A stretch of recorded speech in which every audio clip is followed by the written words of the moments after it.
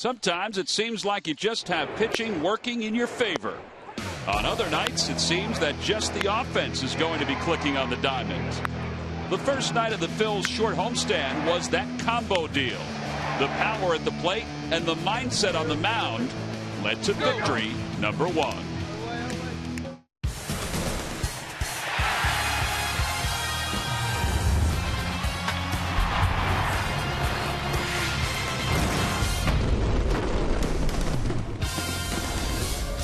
Pretty good showing for the Phils and their fans last night in Game 1 against the Miami Marlins. The offense was outstanding, base running was very good, and the pitching was sound too. Tonight, Game 2 from Citizens Bank Park.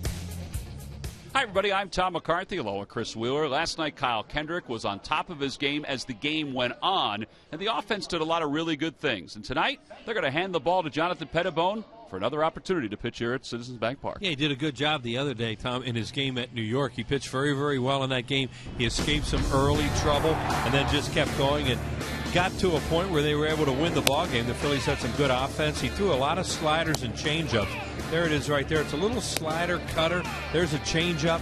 He'll try to throw his fastball and sink it a little bit. And the guy's had 2 outings where he's kept his team in the ball game, giving the Phillies a good chance to win. And this game on Saturday afternoon in New York, you see him throwing some ground balls right there, double plays, and they were very, very pleased. He also got his first major league hit in that game, and he was pretty excited about that. That's what he's done in his first 2 starts. See, his stats are pretty good, 10 to 3rd innings. He has a lot of fly ball outs. That was good in the other ballpark in New York. Not so great here in 10 strikeouts so far. But how about a little bit more on this guy? Let's throw it down to Murph, and he's with Rich Doobie. All right, Rich, we've gotten a chance to see Jonathan Pettibone now in 2 starts. What have been your initial impressions of the young guy getting up here and getting his first chance in the big leagues? Well, his presence has been very good. He's held his composure very well. Got it by the other day in New York and did a real nice job getting out of bases loaded jam with just the 1 run, and actually probably won the game for himself right there because we came back and scored a bunch in the 5th. So he's been impressive, his composure. He needs to throw more strike ones and get ahead, but I think the more he gets his feet on the ground, the more comfortable he become. When he is not pitching and during his off days, what do you have him working on? What's his routine, and what are the kind of things that you're hoping that he can learn and get better and improve it? Well, the biggest thing is he's trying to draw from our veteran guys here. In his bullpen sessions, we're working on trying to get a little bit better turn in his delivery to incorporate more backside and hopefully gain a little more velocity out of that. So he's a very studious, very intelligent kid, so he knows to watch and to pick these guys' brains. You know, when you watch a young guy like this and he's getting an opportunity that maybe he didn't think he'd have this year, you mentioned being around these veterans. Just how important is that for a young kid to be able to be with some of these guys out here? Well, it's very important. We've been very fortunate here. I mean, going back to Jamie Moyers and people like that, and now with Doc and Cliff and Cole becoming more of a veteran guy now, it's very important to have good leadership from your veteran players, and very fortunate at the pitching end of this ball club right here. We got great leadership from those guys. All right, Rich, thanks for your time. Good luck tonight. Guys, back upstairs. So Rich Doobie get a chance to see Jonathan Pettibone for another opportunity. 3rd start in the big leagues. He'll be opposed by Ricky Nolasco, whose numbers here at Citizens Bank Park have been outstanding. 5-0 in his last 5 starts. Dominic Brown had a great night last night, rising his batting average, also his slugging percentage. Good night all the way around. He's back in the lineups, which we'll get to when we return. Phillies baseball is brought to you by Toyota. The Toyota Time Sales event is going on now. Toyota, let's go places. By Citizens Bank, where good banking is good citizenship. Isn't it time you experience good banking? By Coca-Cola, the official soft drink of the Phillies. By Xfinity, the official HD triple play provider of your Phils. And by Independence Blue Cross. We're creating a more coordinated healthcare system that is built around you. Independence Blue Cross, changing the game.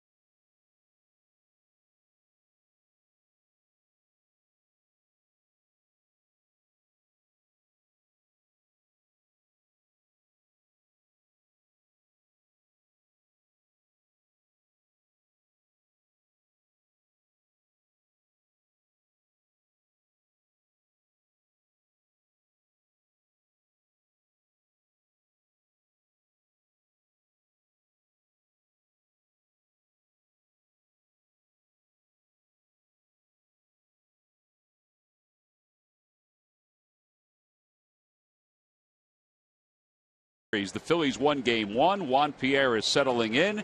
Jonathan Pettibone is ready to go. And here's the first pitch of the night. Fastball on the outside corner for a strike. Nice way to start. And it's 0-1 to Pierre. Juan Pierre reached a little individual history last night by stealing his 600th bag.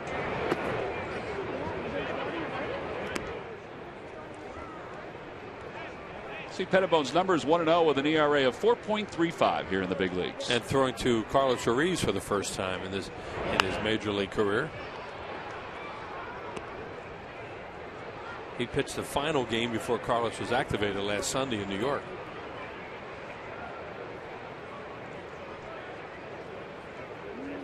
Carlos had last night off. And it remains 1 ball and 2 strikes to Pierre. Here's our scouting report on him. Slider, cutter, changeup. Throws a lot of. He's more of a fastball changeup mix, and he mixes in that slider, kind of a slurve type breaking ball. He was a supplemental pick for the Phillies. Back toward the middle. Utley is there. Off balance throw. Scooped up by Ryan Howard. What away. Rest of the lineup for the Marlins brought to you by Xfinity, your home for the most live sports. After Pierre, it's Donovan Solano and Placido Polanco. Then Greg Dobbs and Justin Ruggiano. Marcell Ozuna is the right fielder. He bats 6th. In the bottom third of Brantley Echeverria and Ricky Nolasco. Solano had some pretty good swings last night in that game against Kyle Kendrick. Kyle struggled a little bit early and then started to put it together as the game went along. Did a real good job. There he is. And Kyle picked up his 9th consecutive win over the Miami Marlins. Solano fouls the first pitch away. It's 0-1. Solano 2 for 4 last night. Raised his average to 269. No home runs, 4 runs batted in.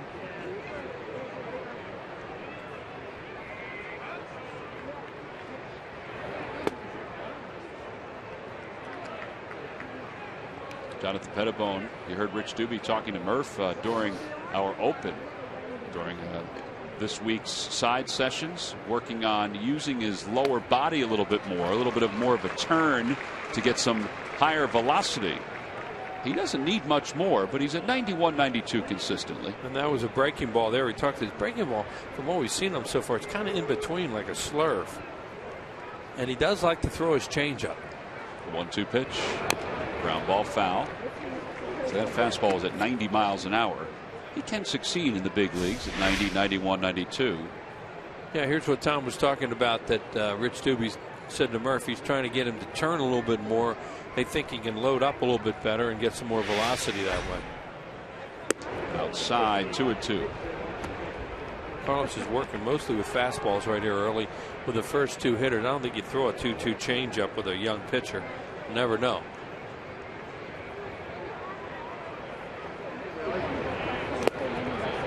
It did look like he was throwing something off speed. It was the changeup at 84 miles an hour.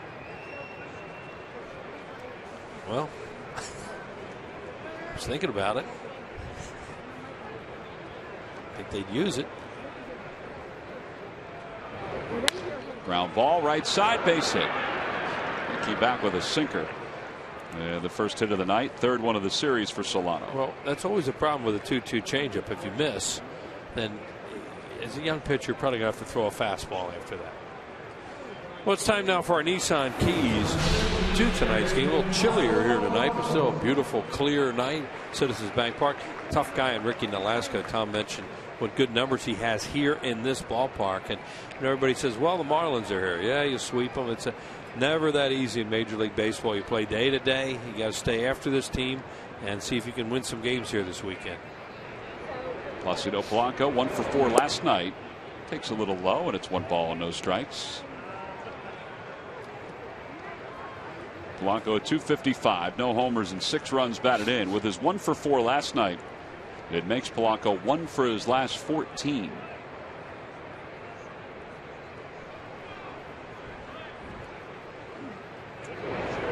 Back toward the middle, that might be 2. Nope, tough play. Rollins will get at least 1. Nice play by Jimmy Rollins. Once he left his feet, there was really no chance to turn 2, but he did get the lead runner. There's a broken bat too, and that thing was almost right over the bag, just to the left of it. Tough play for Jimmy, but it wasn't hit that hard, so he was able to get to it. And look how well he stays under control here. He knows exactly what he's going to do. He and Chase Utley have played together so many games. He knows he's going to be there. Just flip it. Got him. And Utley does a nice job here, too. All he does is get the force and get out of there because he's certainly not going to try any relay. Well done.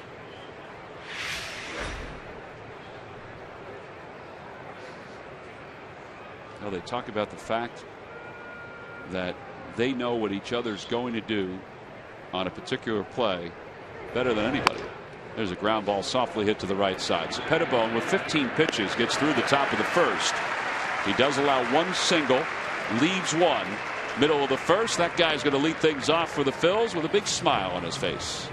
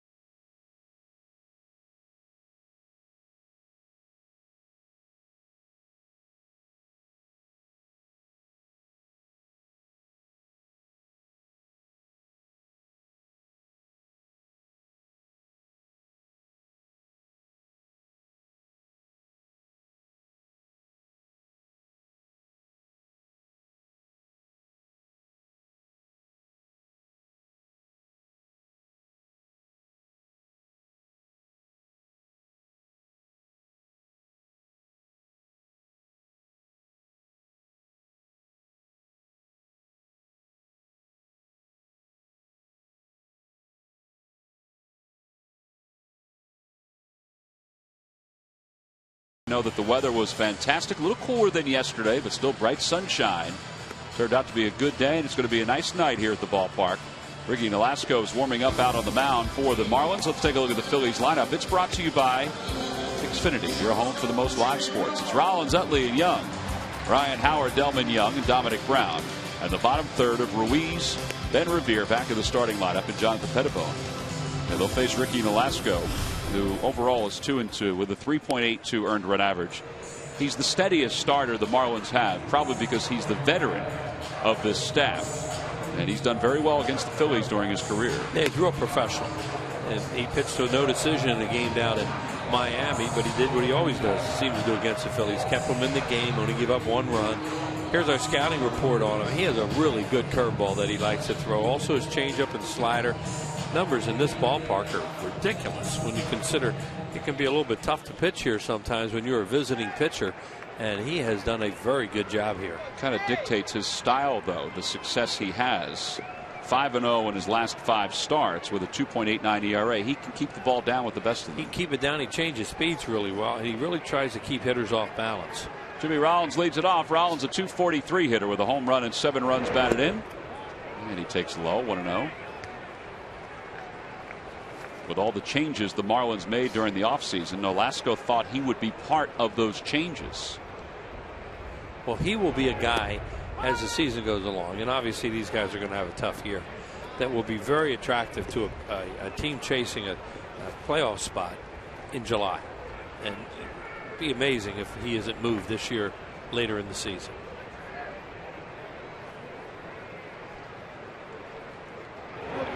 Rollins rips it to right field, a leadoff single. Rollins had been 0 for his last 12 against the Marlins. And that'll bring Chase Utley to the plate.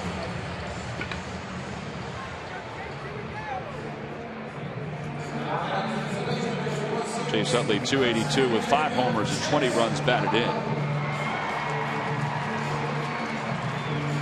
He has 11 hits lifetime against Nolasco.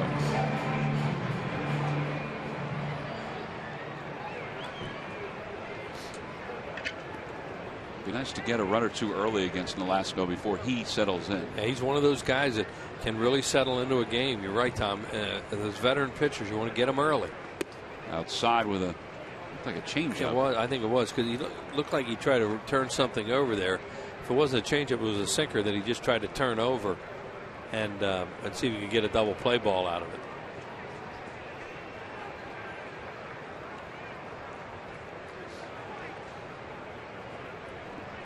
See the big hole in the right side. Left-handed hitter's delight. Down the right field line. If it's fair, it's extra bases. It's a foul ball. Well, Rollins was going to score on that one. If not, he would have put pressure on Ozuna because he was moving around second. Yeah, well, he reads this obviously where he was. Oh, that was close. Where he's leading off first base. He knows nobody's going to catch it, so he may as well just run as hard as he can and then see what happens. And right about there, Ryan Sandberg and the crowd's reaction lets him know that he's just going to go back to first.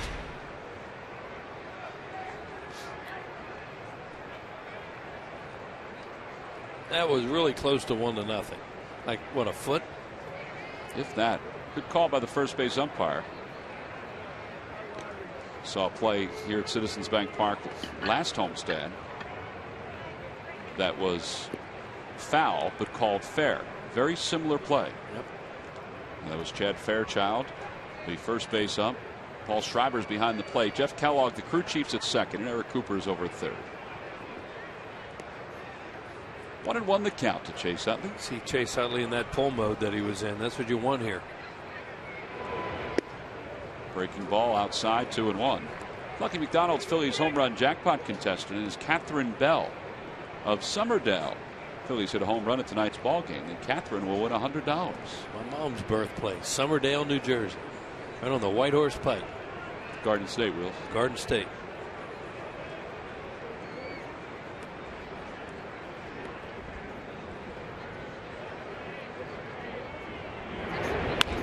Out toward right field, Ozuna has a beat on it, and he makes the catch.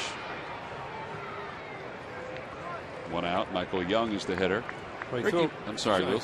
Sorry, they threw him a curveball there, and you could see him get out front. And he was trying to do some damage by pulling the ball, trying to get Jimmy to third base, maybe with a ground ball or better. And just really hard to drive a ball when you get that far out front. He hit it pretty well. That brings Michael Young to the plate, who picked up his 32nd and 33rd hit last night.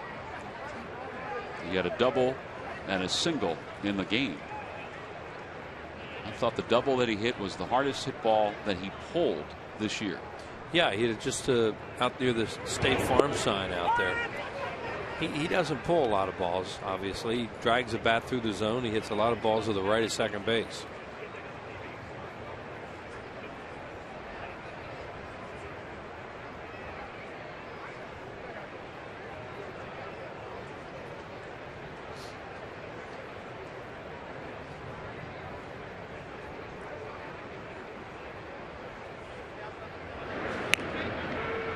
And they're going to play him that way with the center fielder Ruggiano shading him over towards right center as Jimmy's back in plenty of time. You see that huge gap in left center field where he did drive one last night.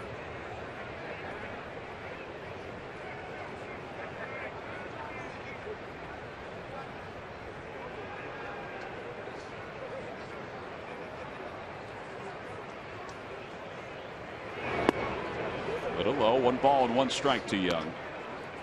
Young 0 for 6 lifetime against Ricky Nolasco.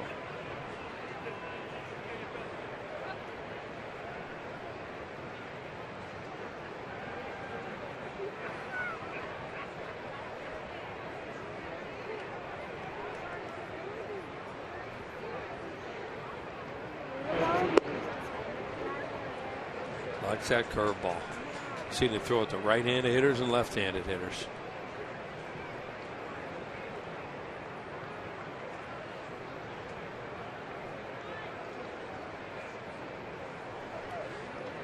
Good time to play hit and run. Glass goes around the plate. 2-1 count. Rollins doesn't go. The pitch is shot toward the right side. Could be 2.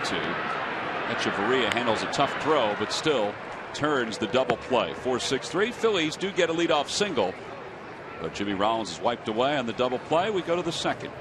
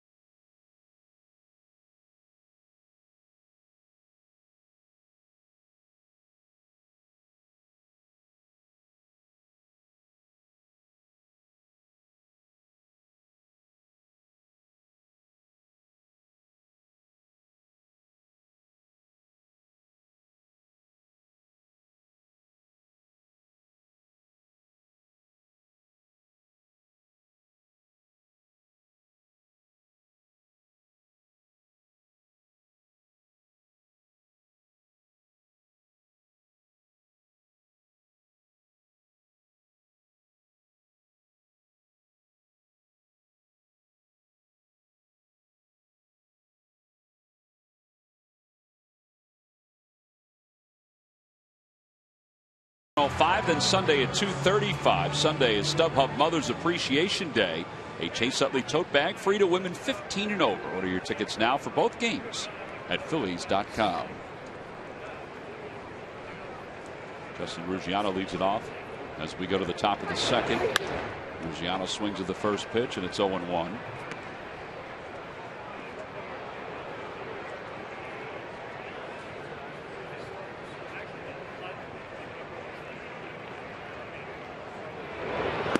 Pettibone talked earlier this week about soaking in or soaking up all of the information he can while he's here, from Roy Halladay, Cole Hamels, Cliff Lee, Kyle Kendrick, guys like that.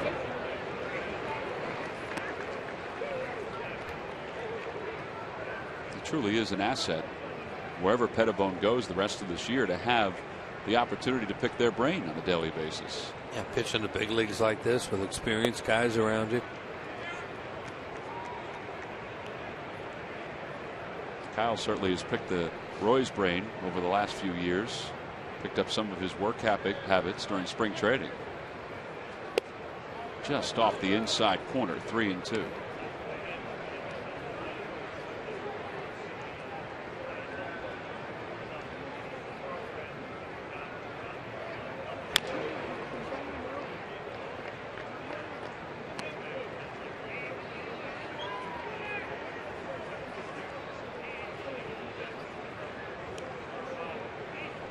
That time of year.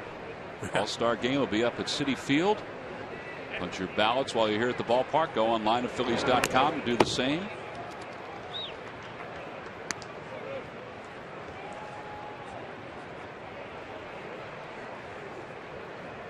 Three and 2 the count to Ruggiano. And the 8th pitch of this at bat. Out toward right field. That's pretty well hit. Young going back toward the track. Jumps and makes the catch. What a way. Not learning a new position, but certainly learning a new ballpark. And Delman Young puts the first out on the board. Well, you talked last night, Tom, that he said he feels that he can play deep and go back and get the ball like that. And he did a good job of really staying under control. He knew where the fence was because he had his hand back, and he made sure he didn't get too close to it and hit his shoulder when he jumped. Here's Marcell Ozuna, a .364 hitter in the big leagues. He's 4 for 11. And he hits that one a ton. Deep down the left field line, but foul. And it's no balls and 1 strike. Tonight is the 13th annual Teacher Appreciation Night here at the ballpark. And the Phillies always do a wonderful thing for their players. And Murph has more on that. Murph? All right, thank you very much, Tom. I certainly do. Say hello to Paula Grana, who was the high school physical education teacher for Ryan Howard. And always a great athlete, I would imagine, Paula. Well, first, let's talk about the experience. You come here and visit Philadelphia for the first time. What kind of experience has it been so far for you? This has been amazing for us. We have never been here. The Phillies have treated us incredibly well. Enjoyed seeing Ryan, obviously, but also enjoyed this beautiful city and all it has to offer. Well, Ryan, you taught Ryan for 4 years in high school, physical education. Give us a little dirt on him. We have to know what kind of student was he? And I would imagine he was kind of a gym rat at that point, huh?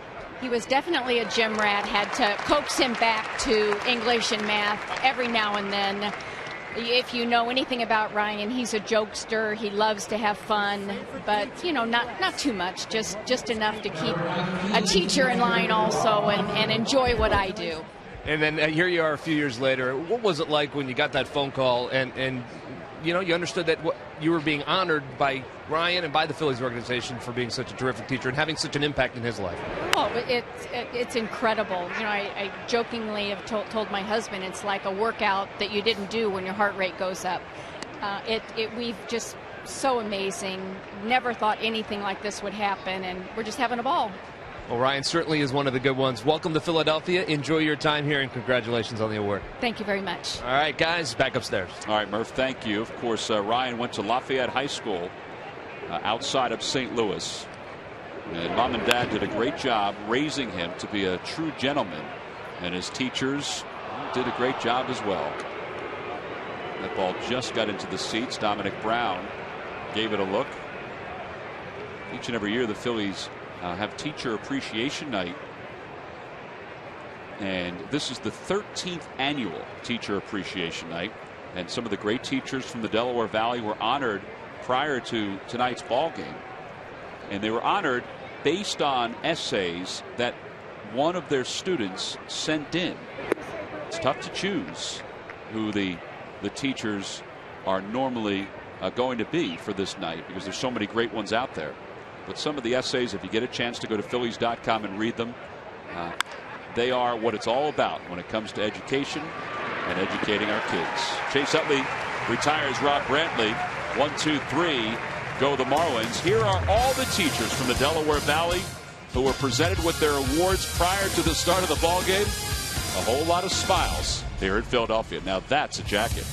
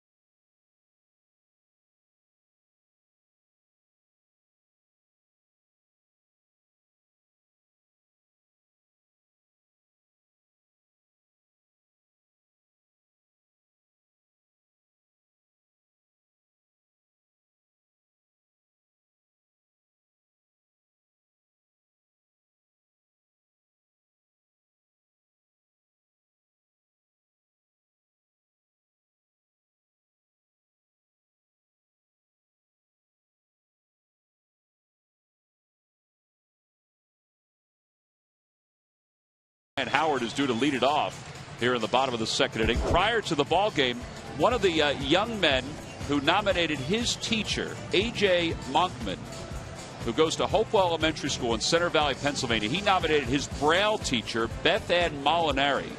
His Braille teacher. He presented Ryan Howard with a special wristband. A.J. has LCA, which is Leber's congenital amaurosis, and is legally blind, and that wristband is part of the cause that he is so faithful to, and he gave it to Ryan Howard to wear, and there it is. Ryan Howard decides to wear it for tonight's ball game. He could pop one for him. And that would be a great end to the story. And the wristband is in Braille. AJ's essay about Beth was done in Braille, and if you get a chance to read it, as we said, some of the stories are very special. 2-0 the count to Ryan Howard. Well, it's nice to honor teachers. We all had our favorite teachers, and mine still watches the games. His name's Dr. William Capriati, and I get letters from him every once in a while. And what a terrific teacher he was, and what he made an impression he made on all of us in Marple Newtown. And it's really neat to hear from him. 2 balls, no strikes, the count to Ryan Howard. And Ryan rips one deep to right field. There you go, A.J. A solo home run. It's 1-0 Phillies. I guess he popped one for him. He sure did. Number 5 for Ryan Howard. His 4th homer in his last 9 games. And he's starting to heat up. Boy, that had some serious top spin on it, too. It looked like a home run off the bat, and then it started coming down so fast. I wonder if he was going to make it. He thought it had a chance. Watch how quickly it comes down really fast. Boy, he did a good job with his front foot there. Just a little toe tap. And look out, folks, because that's going to hurt when it hits your hands. Well, Catherine Bell of Summerdale, you've just won $100 thanks to Ryan Howard's home run. And McDonald's home run payoff. Delman Young sends one to left center field. Ruggiano is out there, and he tracks it down. Delman Young sent that a long way for a ball that he hit toward the end of the bat. I think it was a breaking ball. That's the reason he may have hit it towards the end of the bat. He may pull it off just a little bit. Here's a home run again. Now watch this go up, and it's coming down really fast with all that top spin right through that guy's hands. It probably was better for him that he didn't catch that. That's true. All right, if we put his home run up against Dominic Brown's from last night, whose went out faster? I think Brown's did. Ryan Howard's teacher got a chance to see him hit a home run. Now she can get up, maybe go get something to eat, get a drink, and then come back and watch his next at bat. Sounds like she and her husband were really enjoying the city. How could you not? Really? On a day like this, too. Day, night.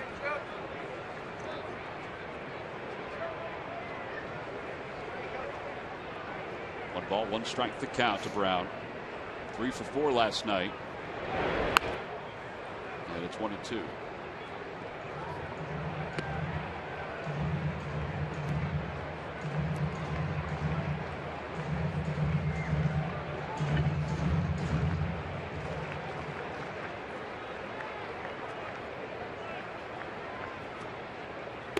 Got him with a breaking pitch. 2 outs. And the first strikeout for Nolasco. Seen that a lot from Ricky Nolasco over the years, using that curveball very effectively, especially against guys that aren't used to it. And Dominic Brown would fit into that.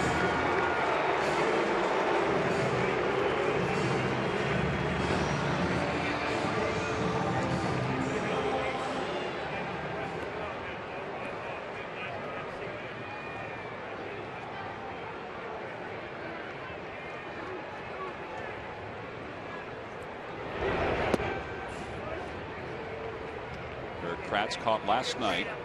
Carlos Ruiz back behind the plate tonight. Carlos will probably catch tomorrow and Sunday afternoon as the Phils wrap up this homestand. Outside 2-0. They'll overshift Carlos the other way too, kind of like Michael Young, where they're playing him, give him the alley towards left center and play him towards right center. Basically give him the line in left field, figuring he's not going to pull it.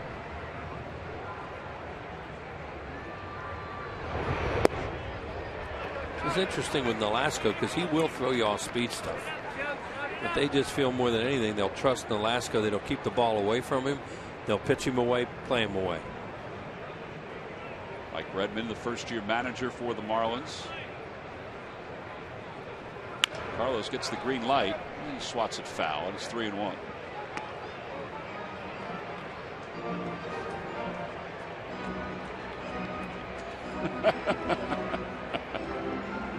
Whoop.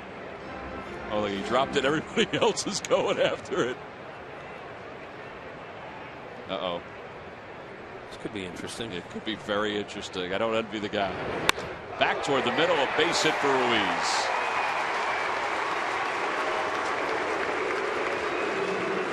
Chooch always loved to hit here. First AB back, base hit.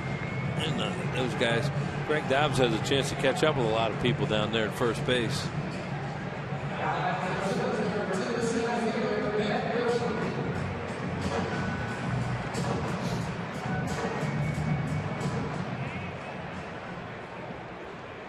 But Revere back in the starting lineup. Revere sat out yesterday because he had a bruised finger from a slide he made in the game against the Indians. He had it all wrapped up before the ball game yesterday. He had x-rays. X-rays were negative. He seemed to be a little concerned, he said, before the x-rays because the swelling was so thick. But with treatment, said it was feeling better yesterday. He was prepared to pinch hit if they needed him. Takes a curveball for strike 2. Looked at a lot of video today with Wally Joyner, Steve Henderson, and Charlie Manuel. Charlie was talking about on his radio show that they're trying to cut down some of the motion in his hands and get him to load quicker. And they watched film from Minnesota, and they thought they saw some things that maybe they could work on, and they talked to him about it. Now what he doesn't want to do is go up there and think about it too much. There goes the runner, and the pitch is outside. No throw, and Carlos Ruiz has his first stolen base of the year. They weren't paying much attention to him, and he took advantage of that.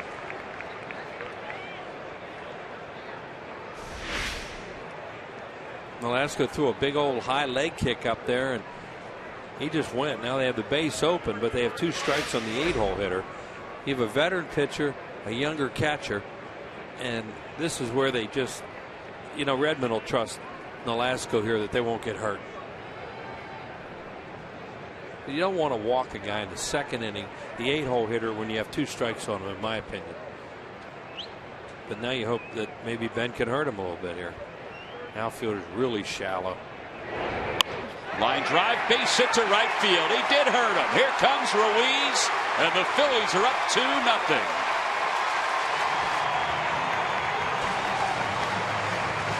RBI single for Ben Revere, his 5th of the year, and it was all set up by the stolen base for Ruiz. And the fact that Nolasco threw one right around the plate. Well, yeah, he tried to throw something off speed, I guess, to get him to chase, but he threw a strike. A nice job on just a real quick load with his hands, and bam. That was just what Charlie was talking about before the game, that they were trying to get him to do. They thought he was moving his hands around, dropping them, and doing all these things and not loading in time. They thought, well, let's try this, see what happens. If you can work on it a little bit, be aware of it, we'll see. He's a confident kid. You know, he, even with all the struggles he's had, said he feels okay at the plate. He said he feels like he's driving some balls, not every ball. Well, that one he was able to drive. And he hit it in a perfect spot, too, because they play him so shallow in left and center that it would have been hard to score Ruiz even with 2 outs. But when he hit it to right field and hit it towards the line, it scored him easily. 2 balls, no strikes the count to Pettibone. 1 for 3. Outside, 3-0. Charlie said one of the things they were trying to do is they wanted to bring him in the office, talk to him about it, and then go look at the video, not overwhelm him with too much information, but they thought they had found something that could help him.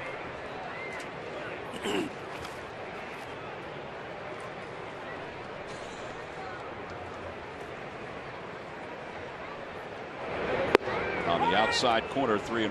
How could he not get a 3-0 green light? Well, because he walked in his first Major League at bat, so they felt like he had a good eye. Smoked a ball in New York the other day. Toyota Major League scoreboard. Pirates on a home run by Andrew McCutchen, up 1-0, bottom of the 2nd.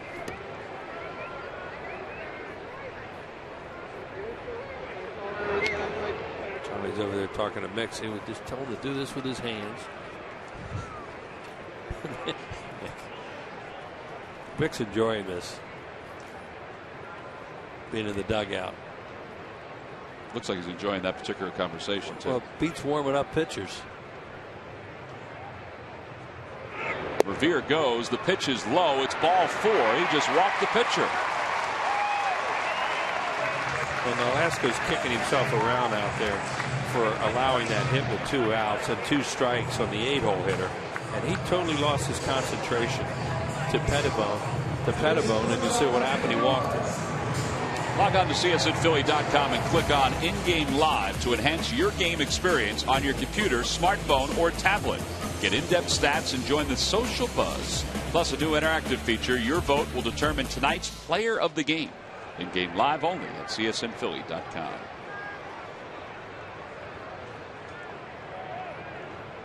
Rollins singled his first time up.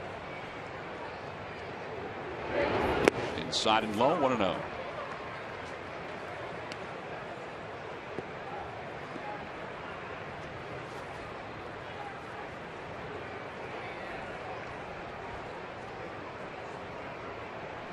Revere and Pettibone.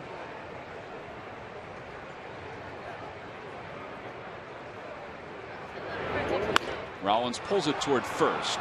One step to his left, Dobbs. And the inning is over. The Phillies, though, score 2 runs. The first one on a home run by Ryan Howard. That'll help Jonathan Pettibone. Ryan Howard settling in and starting to get hot. Look at this sizzler. Just got out over the fence in right field. Phillies up 2-0 as we go to the 3rd.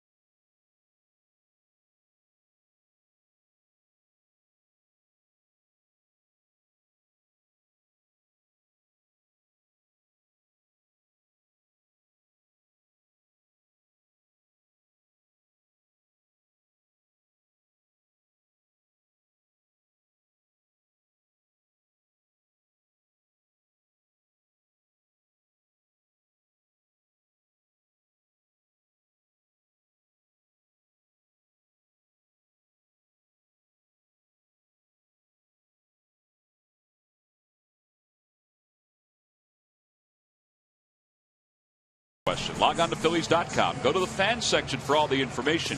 And please submit your answer on the subject line. Wheels, there's the question. Roy Halladay earned his 200th career win versus the Marlins. What team did he beat for his 100th win? It was probably an American League team. Pretty good chance it was an American League team. The answer will be revealed in the 7th inning. I just said there's a pretty good chance. Now there's a chance. Pretty good chance. That it could have been in interleague play. Pretty good chance it was a National League West team, too. Right. Echeverria leads it off, swings at the first pitch. It's 0-1.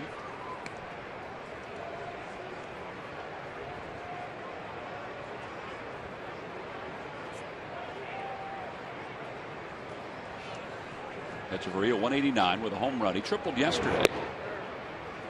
Pitch just outside. 1 ball and 1 strike.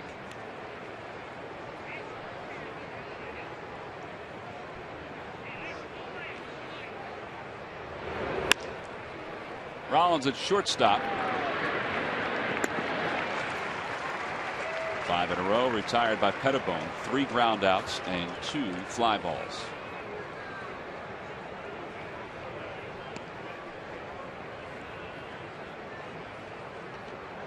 Down to Atlanta, the Mets have taken a 2-0 lead over the Braves. John Buck has hit his 10th home run, a 2-run shot. They weren't sure what they were getting with John Buck. They thought they were getting a good receiver who really underachieved last year with the Miami Marlins. Boy, he is off to some start. Velasco takes high, 1-0. When the Phillies saw the Mets last weekend at Citi Field, he had cooled off. Yeah. He did hit a home run, but he was in a slump. However, he's continuing to hit home runs. He's already doubled the home run total from all the Mets catchers a year ago. Marlins are going. Who's that guy? Out toward right field, Delman Young with his second chance. 2 outs.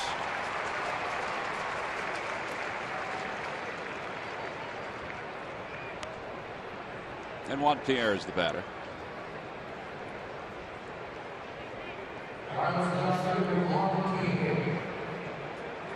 Nice to get a young pitcher. It's not a big lead, but it's a lead. And those things, it's so much easier to pitch that way where there isn't so much pressure on you all the time. Numbers aside, what has stood out about Pettibone is his composure in his first few games.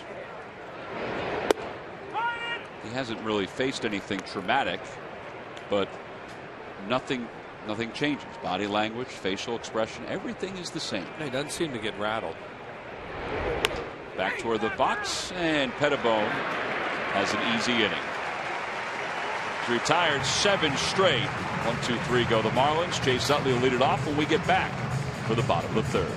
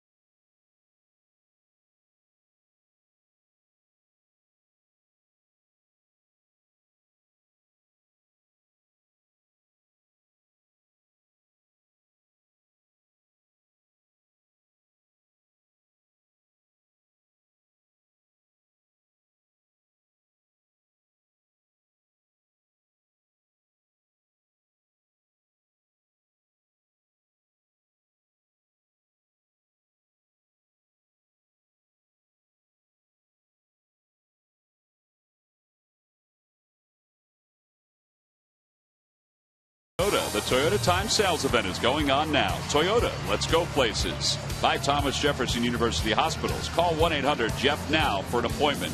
And by W.B. Mason. You can't go wrong when you buy right. Bottom of the third, fills up 2-0. We'll send Chase Utley, Michael Young, and Ryan Howard to the plate. And joining us up here in the booth is Phillies Assistant General Manager Scott Profrock.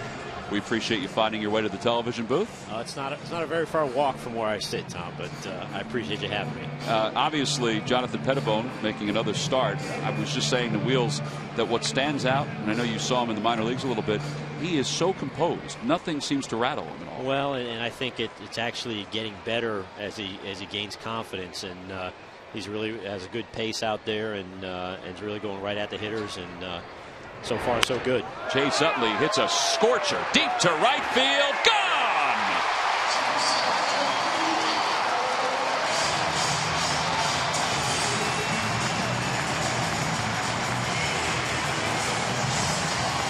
And as fast as he hits the ball out of the yard, that's how quick he runs around the bases. Home run number 6. 3-0 Phillies. Second solo home run of the night. Ricky Nolasco has done a good job here in this ballpark over the years, keeping the ball in the ballpark. Only 3 home runs overall this year until tonight. 2 left-handed hitters have gotten him, both on fastballs, and that will really jump. So Howard's gone, now Young's gone. That'll help Pettibone's confidence as well. Get some support from the team. We're just talking about that before you came in, Scott. That so much easier for any pitcher, especially a young pitcher, pitch with a lead. Yeah, I mean, again, one of the things that we struggled with a little bit is getting runs, and when especially for Cole and for Cliff last year, and a little bit here recently, and it's awful hard to pitch when you feel like you can't make a mistake. Yeah. So, well, it's nice to see the offense getting the burst. Howard, Utley, now Young's up at the plate against Nolasco with the count 1 ball and 1 strike. And he fouls that one away. It's 1-2. After Ryan Howard, Delman Young is coming up, and his bat will be a boost for this ball club. I know you were with him when he was in Tampa. He's had a couple plays so far in right field. I talked to him about playing the outfield yesterday. 20 minutes, and just broke it down like I had never heard anybody break it down before. I mean, I said it the other day when we were talking about him. He's a baseball player. He's been around the game his whole life, and he knows what he's doing out there. It may not, both the plays he made there, he's not going to look smooth. That's never been his. He's not that kind of a player. He doesn't have that that look to him. But he'll get to the spot and he'll make the play. And he did it. He did it both times tonight, and then last night. In any ball that's been out there, he's charged it, come up throwing. So, like I said, he's a baseball player. What was he like? There's been misconceptions sometimes. A guy goes organization. You had him when he was very young. What is he really like as a person? I mean, he's different from his brother. His brother was very outgoing, very gregarious. Delman's a little more, private and reserved. But I rode in with him into the cab the other day, coming back when he came to Cleveland. I had gone home to Baltimore, and we ended up being on the same flight. And he gave me a complete scouting report on our AAA team, our Clearwater team, and the extended program, all through, everybody he liked. And, he, like I said, he... Uh-oh. How about this? Ryan Howard's trying for 3, and he's not going to get there. I'm speechless. Well, Ozuna was having trouble with it in the corner, and Ryan decided to give it an extra burst over to third. They appreciate the effort here in Philadelphia. Absolutely. Yeah, they do. They'd rather be at second with 1 out. But, Jimmy's going to laugh about it. His mind, it was one of those things where his head was in the right spot, but the legs just failed him to be able to get there. Here it is, as Tom says, a little trouble. Ozuna's never been here before, so a little trouble in the corner. But to his credit, they made a really good relay play on this, and he's out. He's got a good arm out there, too. That was a good job. Well, now 2 outs. And Delman Young, the batter, he takes a breaking ball for a strike. It's 0-1. They play him the other way. Notice that he hits a lot of balls to the right of second base. Is that his MO? Yeah, that's one of the things that he was really excited about coming here was the right hit the ball to right center field. He's got power all over the ballpark. And like I was saying before, he played center field when we first signed him. He wasn't going to play there because we had Baldelli and Crawford. He wasn't going to play there when he got to the major leagues, but he was an above average right fielder, and he's been slowed the last couple of years because of the ankle, but he's got good instincts for the game. And here's the catch earlier in the ball game. He found where the wall was. Yep, went to the spot and made the catch. Yeah, and he made sure he didn't get too close and catch his shoulder on the wall, which was good. In the dirt, 2-2 the count. But you would say for the most part he's going to be a guy that's going to hit the ball the other way. Yeah, he can hit it out of any part of the ballpark. He's got that kind of power. Because he looks like he waits a long time. Yep. That kind of hitter. And like I said, I think that's really attractive for him to hit the ball that way in this ballpark. Yeah, we hit one out in Cleveland the other night that way. 2-2 the count to Delman Young. Ground ball foul. All right, Dominic Brown's on deck. Good night last night for Dominic. Really good swings. Obviously the home run and then the looper to right and then the ball he hit the other way to left. What do you see? What do you think so far? Well, I think it's a lot of the same things we talked about with Jonathan Pettibone. It's a matter of him, gaining confidence. We had a great spring. Charlie said it, when we left spring training, another bell's going to ring. We got to see how he reacts. And he's had his ups and downs a little bit, but I mean, honestly, this is really the first time he's had a job, from day one. Well, Delman Young is down on strikes to wrap up the third. Scott, we appreciate you coming on and getting us that home run. It's always great when we have guests and they bring offense with them. I like it. Scott Profrock, the Phillies assistant general manager, get a chance to see Chase Utley swing the bat and go yard here in the third. Phillies up 3-0 as we move to the top of the fourth.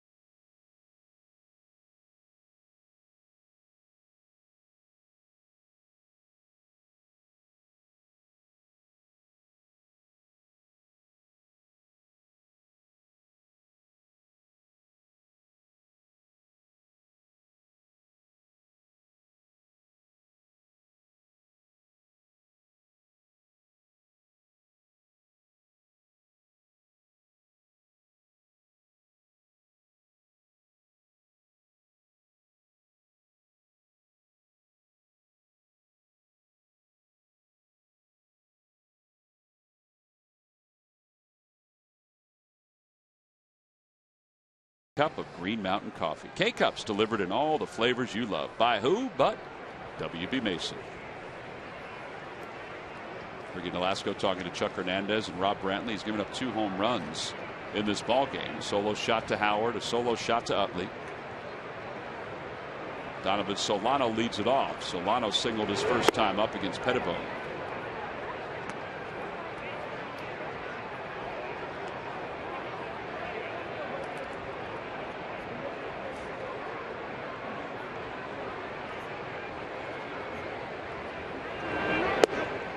Knees 1-1. So far, Pettibone's kept the ball down, and Carlos Ruiz has called mostly fastball, Sarge, in the first 3 innings. Yeah. And there's a breaking pitch. Yeah, just off speed throwing. He wants to be able to do that. Most importantly, though, getting ahead of the hitters. Therefore, you can bounce one up. Doesn't necessarily have to throw another strike to get him out. That ball's hit well deep to left center field, and it is gone. Well, you can't throw him up there. For whatever reason, that breaking ball, when it hangs, we'll get a chance to see it goes a long way.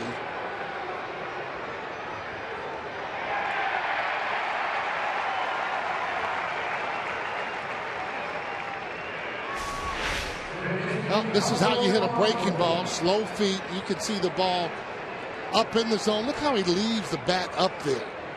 Just drives that ball. That's a long way to hit a ball. But again, those breaking pitches that hang more than likely get out of the ballpark. Solo home run. Here's Polanco. Fielder's choice his first time up.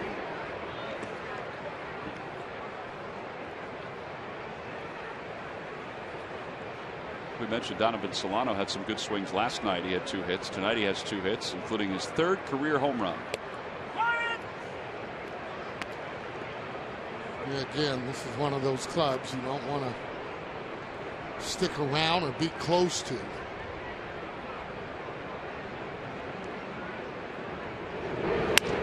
Broke his bat, rolled right off the back of the mound.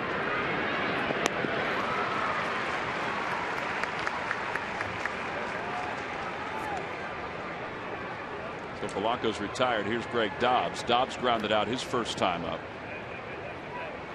Marlins as a team came into this ball game hitting .229 compared to the Phillies, who were at .246. Well, it doesn't seem like a lot, but it really is in terms of the average. Obviously, the higher the average, more run production you should probably end up having. Dobbs fights off the first pitch, fouls it back. It's 0-1.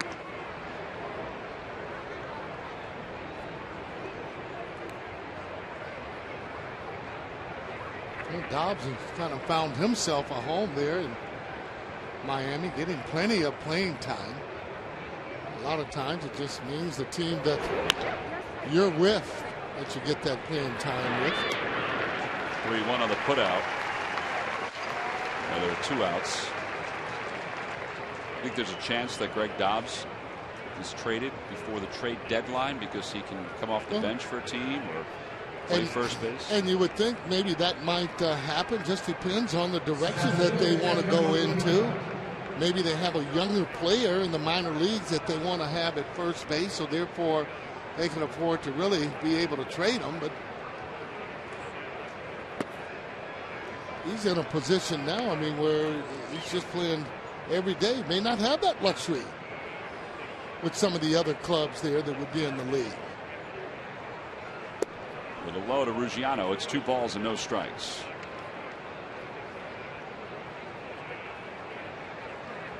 .50 pitches for Pettibone with 2 outs here in the 4th. 8 roundouts so far. There's a dribbler up the third base line.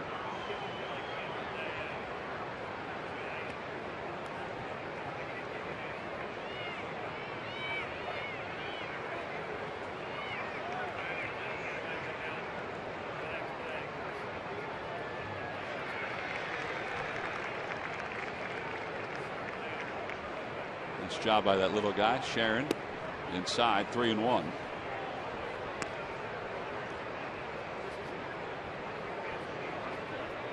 Make sure this is in a good spot.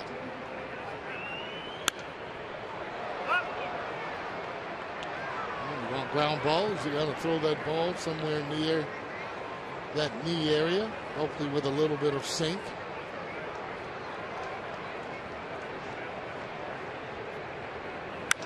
Out toward right field. Young out toward the track. He has room, and that'll do it for the top of the 4th. So a solo home run by Donovan Solano puts the Marlins on the board. Phillies up 3-1 as we move to the bottom of the 4th.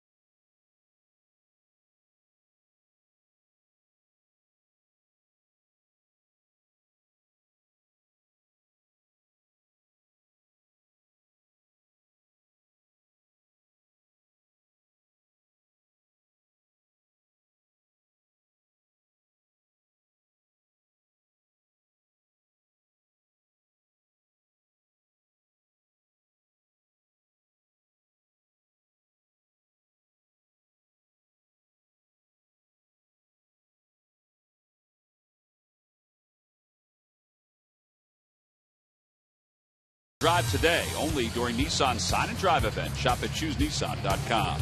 By Citizens Bank, where good banking is good citizenship. Is it the time you experience good banking? And by Dodge. Visit Dodge.com or your local dealer today. 3-1, Phillies on top, bottom of the fourth. Dominic Brown is due to lead it off. And with more on Dominic Brown, let's bring in Murph. Murph? All right, thank you very much, T-Mac. Wally Joyner, the Phillies' assistant hitting coach, talking to some reporters today about Dom Brown and about the good night he had last night and about what they're hoping to see more of from Dom Brown, and that is consistent patience up there at the plate. He said when Dom is going well, he's having patient at bats. He's allowing himself to see a couple pitches, making the pitcher work, and really going out and hitting his pitch. He says when he gets himself into trouble, he's a little bit too aggressive and is not seeing those kind of pitches, and also it forces the pitcher to kind of have to challenge him, and those are the pitches that he can handle and that he's driving. So he said you got to remember that Dom is still a very young player, and he's going to continue to get better each and every day. And obviously, every time he gets in a bat in the big leagues, it's a learning process. But they're real happy with where he is right now, and they want to continue to see him improve. The 0-2 pitch to Brown. Brown ball, foul. I tell you what, I think that's pretty good there. He has a tendency too, Murph, for me to be a little bit long at times. He's more of a hitter that will hit the ball out over the plate. But Wally's right, you got to have patience. And again, though, he can hit the ball. He can hit a fastball. That's something you can't teach. Looked like a pretty good pitch right there. But take a look at this home run last night. That's short and quick to the ball there. And, he knew the ball was out. That's a line drive they got out of here. And he's a line drive hitter. He keeps that up. That average is going to continue to rise. And Sarge, another thing that we talked about so much when he was, hot in spring training was the confidence level and the feeling of belonging here. And I think, when he first arrived up after coming north from spring training, maybe there's a little bit of an adjustment period for him. But, the more confident he feels up at the plate, obviously the better he's going to do. Very good point there. Knowing that you're going to be in that lineup every day, that gives you the confidence. And again, a young player that's going to go through ups and downs, he needs to get off to somewhat of a quick start just to kind of keep the confidence up there. And once he has it, he can go on from there and start to rise and even play better.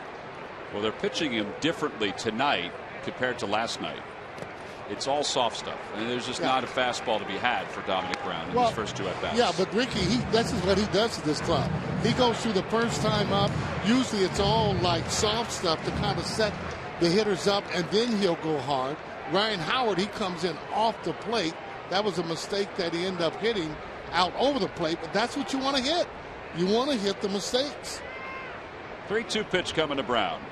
Breaking ball hit in the air down the right field line. Fair or foul, it is a fair ball! Off the pole, back-to-back games for Dominic Brown. It's a 4-1 ball game. Well, Murph, right on cue. That's some of that patience there that you're actually talking about. And not only that, coming back the next night, being able to hit the ball hard, that's also some of the things that Wally Joyner's talking about. They want to see him day in and day out be able to make solid contact. Take a look at it, another hanging ball, and where do they go? Usually out of the ballpark. Murph, you have anybody else you want to talk about tonight so we can get some more success offensively? Let me tell you a little bit about Carlos Ruiz, guys. We're going to just keep this thing rolling. Talked about Ryan Howard getting the wristband. He hits a home run. Here's the 0-1 pitch to Ruiz. Outside and low. 1 ball and 1 strike.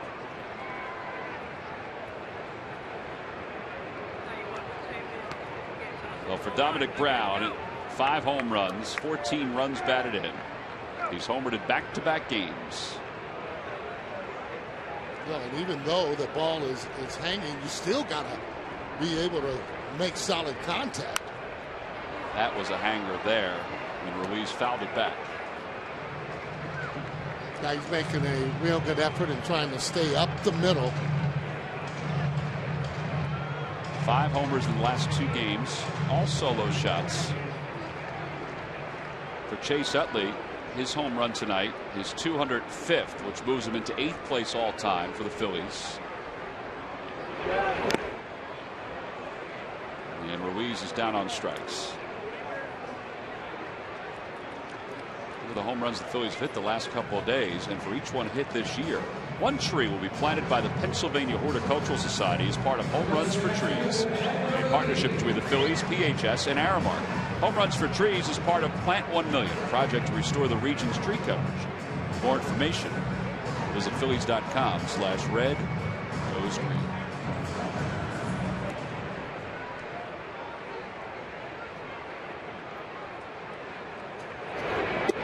Ben Revere takes high, 1-0.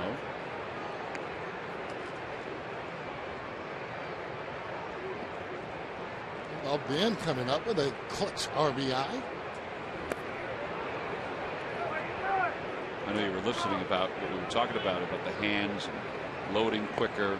You agree with all that? Yeah, I mean, that's all important. That's all important stuff. Especially the load, which means you should really be going back. When that pitcher is coming back, you should be going back. But again, sometimes hitters have a tendency to go forward a little too quick, and when you do that, that ball's going to move on you. Therefore, again, very difficult to hit. Steve Henderson, hitting coach, is looking on, feeling a little better tonight. Revere retired by Solano, 2 outs.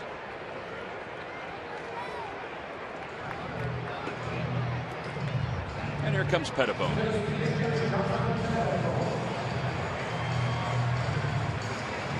I tell you though, when you start getting performances like this, Pettibone along with Kyle Kendrick, you expect really to roll off some games, especially with the other 3 from Hamels and Lee, and along with Holiday. In the back end, really, these guys have been doing one heck of a job so far this season, especially Kyle Kendrick with the way that he's been pitching. Pettibone the opposite way, and Pierre over toward the line. Well, he must have been battling a little bit of a breeze there as he makes that catch. Dominic Brown, the 3rd leadoff home run of the game for the Phillies. This one just fair off the pole. 2nd home run in the last 2 nights for Brown. Phillies up 4-1.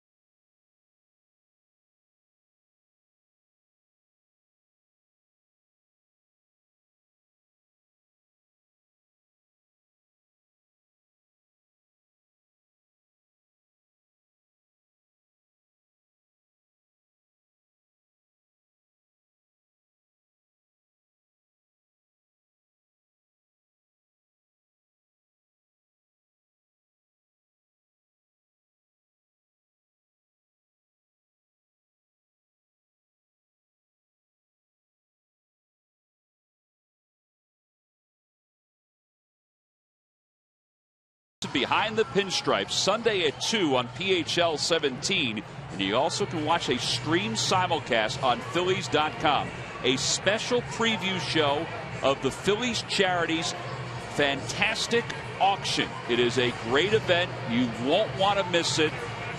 It benefits Phillies Charities Incorporated. Make sure you tune in to Behind the Pinstripes with Scott Palmer. It's an 11-day online auction online auction featuring 47 unique experiences and collectible items. Can't wait. Wait till you see the list, folks. We're not going to ruin the surprise, but there's an awful lot of great things that you can take advantage of. So tune in Sunday to see him for the first time. Marcell Ozuna leads it off here in the 5th, and he grounds one foul.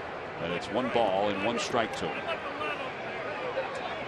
Jonathan Pettibone has a 3-run lead to work with. Talked with Ozuma's father there from Dominican today. He actually talks about that throwing technique. He actually taught him how to do that as he whips a double down the left field line. This guy's going to be a pretty good player, no doubt about it. But it doesn't surprise me, again, coming from Dominican. They love that baseball sport. And his dad remembered when I actually played with in Santo Domingo for Escogido. He used to go to the games, he said. And he said that he was so happy to be able to be in this ballpark to see his son play. Must be a thrill. When you say he taught him his throwing technique. Yes. And being able to go back to the wall and being able to have. Oh, so that wasn't a mistake. Oh, no. He was taught that. He was taught that. And as a matter of fact, his father said he should have gotten off a better throw than what he did. So I said, well, if it had been on target, he said it would have been bang, bang. He says his son has one of the best arms, and he's right. Long tossing, he said, developed his arm, just a lot of long tossing, but that's God-given talent. No doubt about it. We talk so much about guys getting behind their throw. Yeah. Well, he got behind it in a big way. He had something on it going that far. Now, did his dad say why he taught him that style? Well, he wants to have all the momentum going in toward the plate. And he felt that not having that, going back on it, doesn't give you the best opportunity to throw a runner out. A lot of times, though, just with regular fly balls, we were always taught, get in a throwing position in order to, just to make it a habit, as opposed to just nonchalantly catching a ball. You want good habits when you're out there playing. Fly ball towards center field. Ben Revere, he gets behind it. Ozuna's not tagging. 1 out. And Echeverria is the batter. This is what Sarge is talking about. Sarge, walk us through it here. Yeah, this is exactly what I'm saying. You see how the ball's up in the air. Now he's all the way back. He wants that momentum going toward the plate. Now take a look at him, almost on that warning track. Now he's getting ready to come through. Take a look at this arm, and you're right, almost like that Mondesi, maybe a little 2 steps, but he whips it in 1 hop. Anytime you see a fielder throwing that ball and it's 1 hop that carries, you know he has a good arm. I wasn't sure whether it was a mistake or not, if he just misjudged it or if that was his style. It's great to know because you don't see that often. No. That's a style. Yeah, and again, though, this is the way you were normally taught in the minor leagues. Always have that momentum going toward whatever base that you're actually throwing to. That was just great technique. You don't see it all the time, and you usually just you take it as a given, but it stands out because you have so many players today that nonchalantly just catch the ball. Echeverria grounded out to Rollins his first time up. And a cutter for a strike. 1 ball and 1 strike. Good pitch there. Just a little light movement on the ball as it had it in a good spot.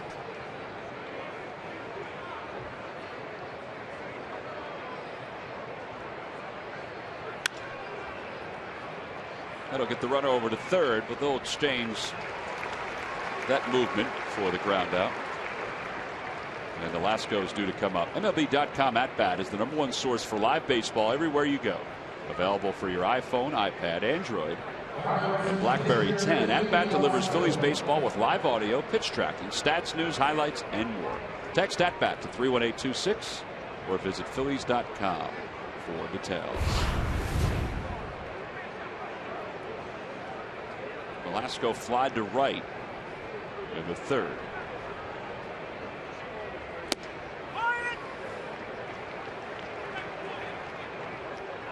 one of the teams Velasco really likes to pitch against. He's had good success against the Fighting Fields.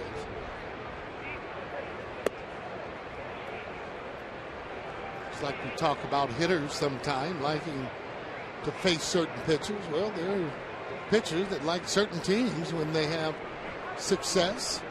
Not too much tonight, however.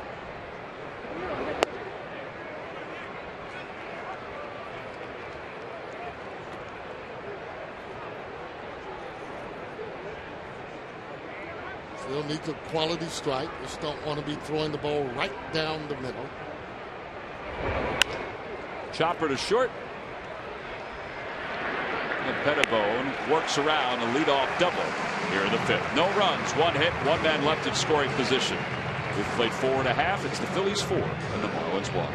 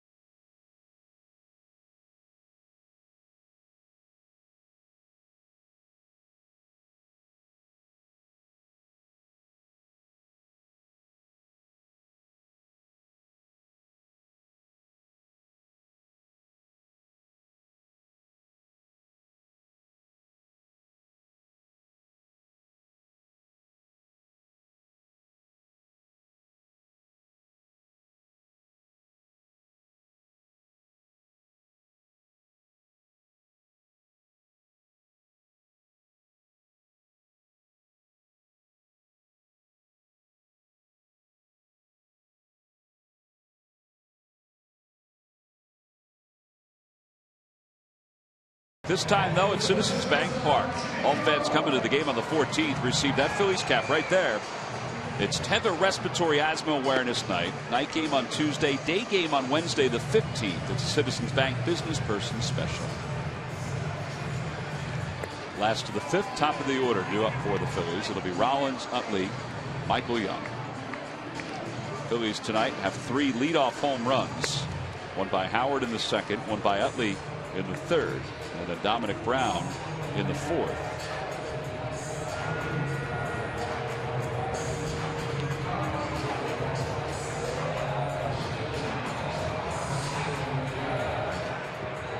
Howard and Utley have homered in the same game 49 times. That's the highest total for a pair of Phillies teammates. Wow. History of the franchise.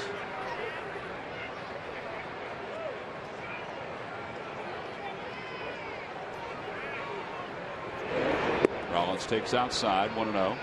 Rollins 1 for 2. That's always great when you have 2 guys in your lineup, preferably back-to-back, that can do sort of the same damage.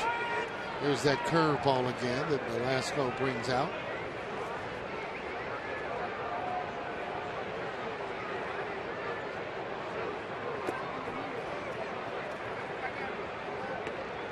When you talk about teammates hitting home runs, I mean, you got to think Hank Aaron and who was that at third base? Eddie Matthews? Eddie Matthews, yeah. Dobbs circles, tosses to Velasco, 3-1 on the putout. For years, StubHub has been the place to find great Phillies tickets. This season, you can get more with your tickets thanks to StubHub Fan Rewards. So get to StubHub and grab your seats today.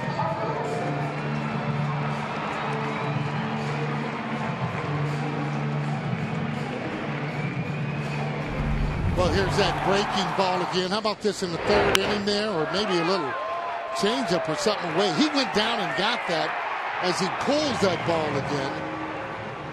So I'm used to seeing there where he just snaps that ball there hitting with his wrist. Dudley now with 6 home runs, 21 runs batted in. And doesn't use a very big bat at all, and really almost kind of light. Surprised of the way that he ended up having that many home runs in the years past. Hooks that one to second. Oh, Solano misplayed it. Well, not hit as hard as he thought it was. That's a play a second baseman should make. And top spin on it as it came toward him. That's a situation where, for me, he let the ball play him. See how he's backing up on it. Hits his glove. It's a ball that he should catch simply because it didn't hit as hard as he probably thought it was. He's probably a little angry with himself. 6 errors now for Solano. He had 1 last night. And 1 here tonight. That leaves it open for Michael Young. Headed to a double play. Lined out his last time. So he's 0 for 2. Yeah, they like to throw him in with a man on because he has an inside-out swing. You know, and if it doesn't, you know, get in that air, usually it's right at the fielder. You can tell that with those 8 double plays that he has so far this year. Ground ball toward third. Polanco, a step to his right. They get 1, and they get 2. Wow. Michael Young has bounced into 2 double plays in this ball game. That was awfully close over at first. 9 double play balls for Michael Young so far this season.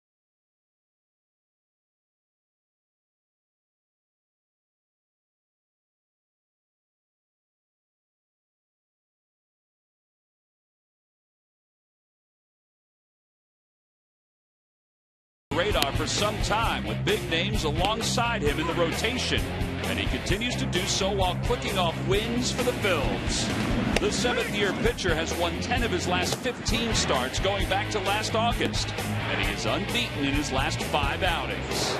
KK leads the rotation with a low 2.43 ERA. He is consistently leading his team to success, and it's brought to you by Independence Blue Cross. Changing the game. Michael Young just hit it to his 2nd double play of the night. It looked like he was safe with the naked eye, and we got a chance to see the replay as Charlie Manuel came out to argue with Chad Fairchild. And he did beat the throw. There you see his foot's on the bag, and the ball has not arrived in Greg Dobbs' glove. Yeah, Charlie doesn't come out as he really knows usually that ball is, that player's either safe or on defense. They end up catching the ball or throwing them out. Chad Fairchild, the first base umpire. So all judgment. 1 ball, no strikes the count to Pierre. Shows bunt, takes a strike. Juan Pierre reached a milestone last night with his 600th career stolen base. And it was nice to see. I was glad he did it in this ballpark because we had so much fun with Juan last season. It's 2 balls and 1 strike. Murph, it couldn't happen to a nicer guy than Juan Pierre. Well, that certainly is the truth, Tom. And, you know, he's the 9th fastest player to ever reach 600 stolen bases in his career. He is now the 14th overall and tops among active players in stolen bases. And Sarge, I know you got a chance to talk to him today. You know, he's been doing that kind of thing his entire career, getting on base and making things happen. And he was pretty pleased to do it here in Philadelphia as well. Well, you're right about that. That bunt there, too, he practices on that. But you look at exactly where he is there with those 600 stolen bases. He was thrilled to be able to get that bag from the Phillies there. I thought that was, I think they presented it to him after the game there. Jimmy Rollins was around and also congratulated him on stealing that many bases. And when you look at a guy like Juan Pierre, yeah, he's a fast runner, but he's one of those guys that got the most out of his ability, getting to the ballpark early and just no nonsense when it comes to working out. One of those guys, a small guy, to letting you know, don't have to be a guy that hit that ball out of the ballpark or driving, hitting doubles. You can score runs, steal bases, and have a long career like he's had so far in the major leagues. He takes his lead off first. The pitch just low, 1-1. Well, he received the bag, which was a great gesture. Oh, yeah. He received the lineup card, and he received 10 game balls from last night. And I think he's going to pass some of those game balls off to some of his family members. A great milestone. What did Rollins, what were you guys talking about? Rollins was saying that it was a great feat. You know, and a lot of times when you say, okay, 600 bases, it may not be one of those milestones like maybe Ricky Henderson had where he actually remember getting his base. But 600 stolen bases, it's still quite a bit of bases to be able to steal in one's career. I mean, just to stay healthy long enough to be able to do that. So Otto takes low, 2-2 the count. And just to add to that, guys, you know, when you talk to Juan Pierre about that, he is so humble about it. And he just shakes his head and says he can't believe that he's done it either, that he's been in the game long enough to get to a milestone like that. You know, he thought it was pretty special when he hit 500 stolen bases a couple years back, and now to get to 600, and there he goes. Looking for number 601.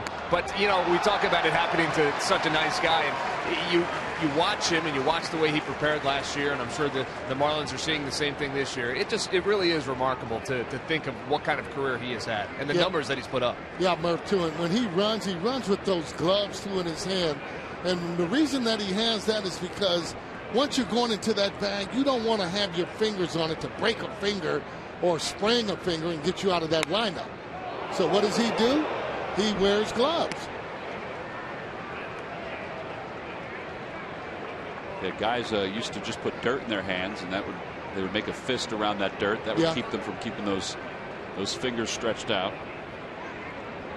Well, there's going to come a point, if he chooses to be a coach, where he'll be a very good base running coach and could pass along a lot of knowledge. He goes, pitch is swung on and missed. Ruiz's throw is offline.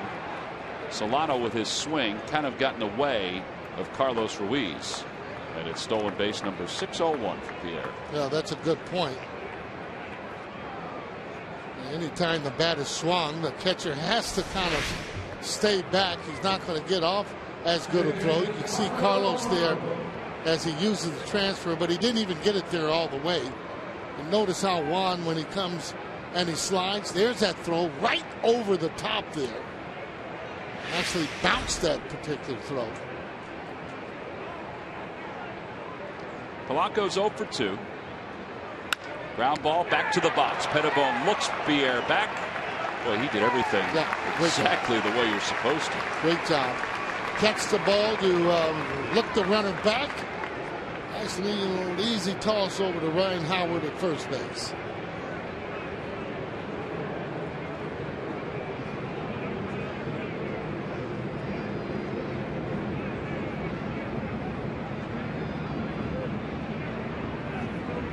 Well, these are valuable games for Pettibone to be able to come up.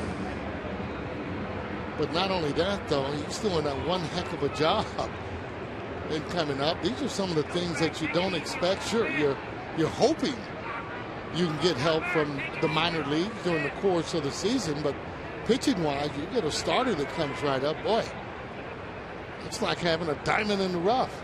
Well, he's pitching for John Ladden, who you just saw there. Ladden is progressing, as we were told yesterday. He said to us that he was riding a bike yesterday, which is good. He's out with a bad knee. Yep. Said he wishes if it was up to him, he'd be back tomorrow.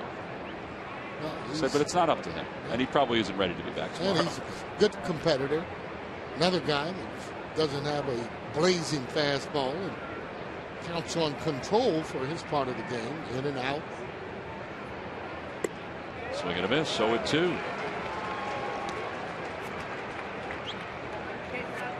Dobbs takes first pitch, I mean, literally right down the middle, and then program in your head sometimes as a hitter, no matter where you throw it, I'm going to swing.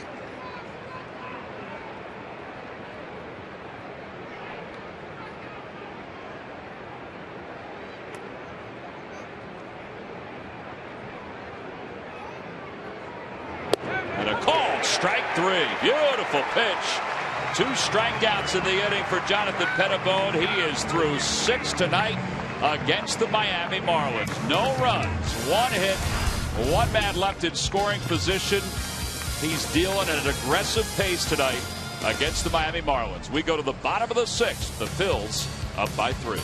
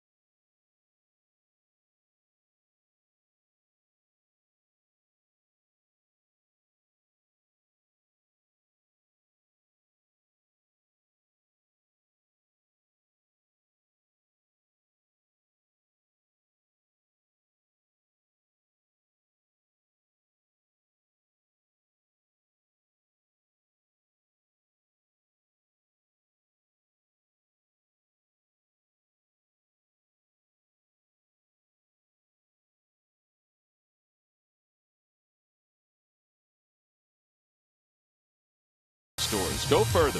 By Xfinity, the official HD triple play provider of your Phillies. And by Mazda, we believe if it's not worth driving, it's not worth building. Phillies up 4-1. Ben Franklin all lit up. Looking good. Phillies are looking good tonight. They've hit 3 home runs, one by the guy that's settling in at the plate right now. Ryan Howard now with 36 home runs and 99 runs batted in against the Marlins.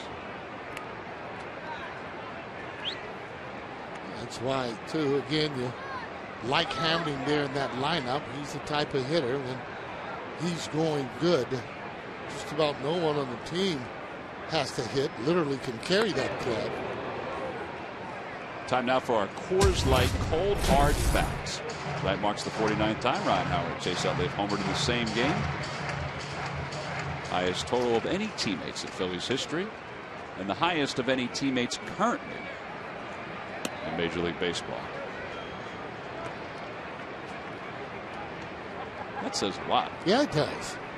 Well, it shows, first of all, the durability for both the players, and then not only that, now they got to go out there, and they have been the best players at their position at times. Curveball waved at. Well, and on the contrary, it says a lot because they've both missed significant time the last couple of years. That is the other thing. So being able to fight them their ways back and getting back to the way they feel they should hit is quite an accomplishment. Here's the 2-2. Breaking ball. He lays off this time. 3-2.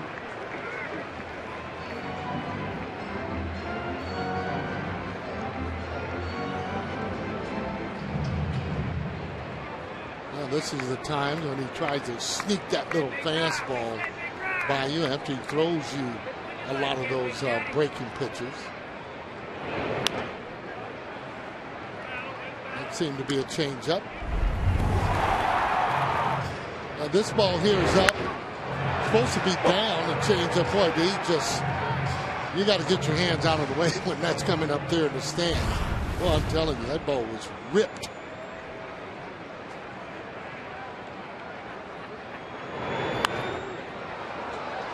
There's that fastball he tried to sneak by. Yeah, that one up there too, and a little bit more discipline. Howard is on first base.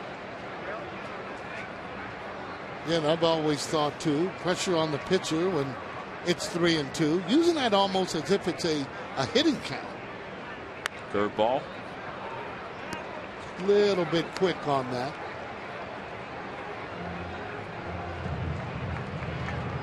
One of the reasons too, you want to have just slow feet. There are times too, though, that Ryan Howard doesn't even stride at all and uses his upper body to hit balls out.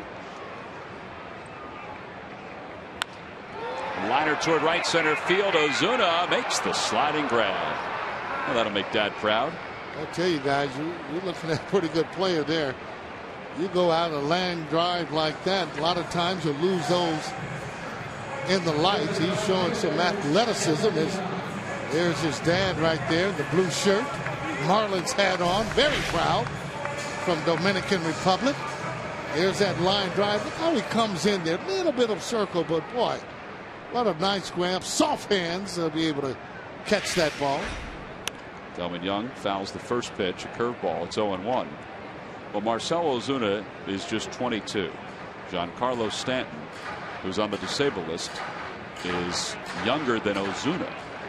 So all the talk about trading Giancarlo Stanton, if you have that guy in Giancarlo Stanton in your outfield, I trade him. Yeah, well, Giancarlo's right now not very happy there with the Marlins, and he's one of those guys that really does not want to be there on this team at this present time. 1-1 pitch to Young. Swing and a miss. 1-2.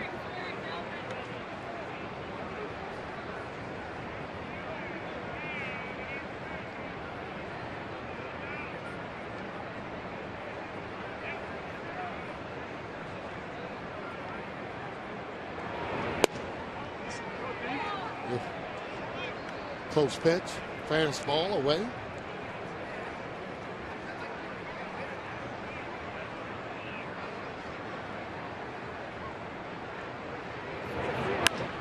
Now toward right center field. Ozuna on the run, and he's not going to get to it. Boy, that ball carried well. And Delman Young is going to pull him to second with a one-out double. Good hitting. Stays on those balls. He's a pretty good breaking ball hitter, by the way. Delman Young likes to hit the ball. He can't hit that ball away. Powerful up in his body there. You see the breaking ball. He stayed right on it. Kind of hip hop there out of that batter's box as he gets to second base. Second extra base hit of the year for Young. He homered in his first at bat in Cleveland.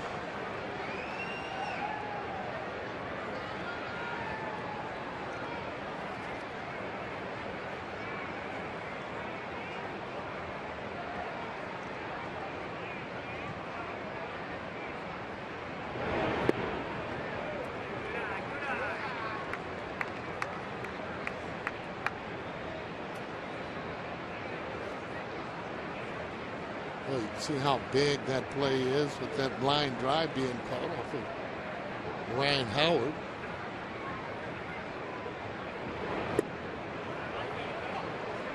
He's still not going to give him a fastball. No, unless he has to. Yeah. Again, though, dictating his at bat because of the way he hit previously. Now it's up to you to make sure that once you get the pitcher in that state of mind, you got to go on and make sure you hit the pitch you want to hit. There you go. He got a fastball. He pulled his arms in, hooks it down the right field line, and it's a foul ball.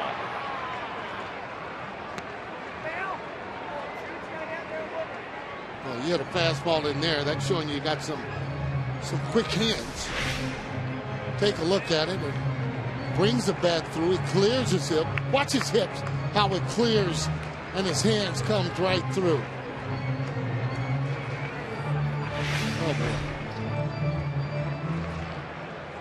like to see that a lot better than having them crack your bat and maybe the ball going to the shortstop or to the third baseman.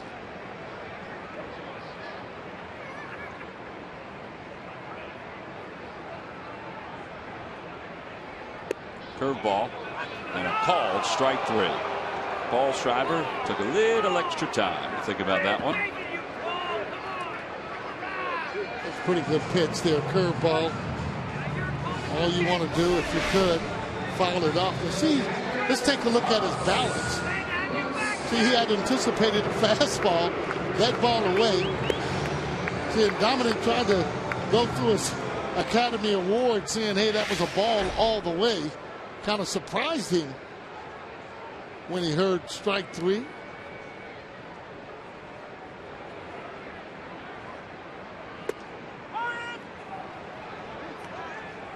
I don't know about that one.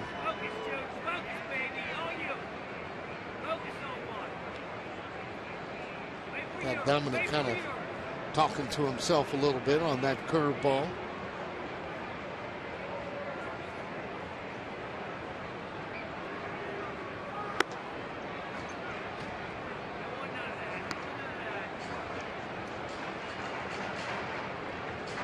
Like to see a base hit here. Sorry, Tom, just to be able to see Dominic.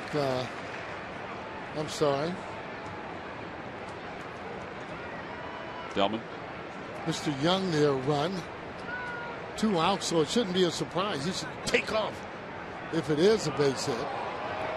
Now, I didn't see the home plate umpire ask for time. Yeah, I think Velasco kind of stopped on himself.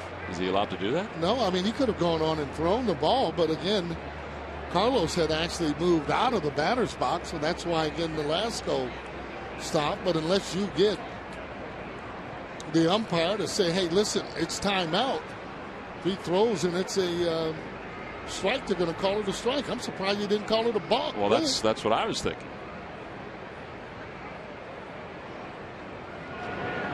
Carlos grounds it to third. Polanco's throw in time to retire Ruiz, and the side is retired. No runs, 1 hit, and 1 man left. The Phillies hanging on to a 3-run lead as we've completed 6 here in Philly.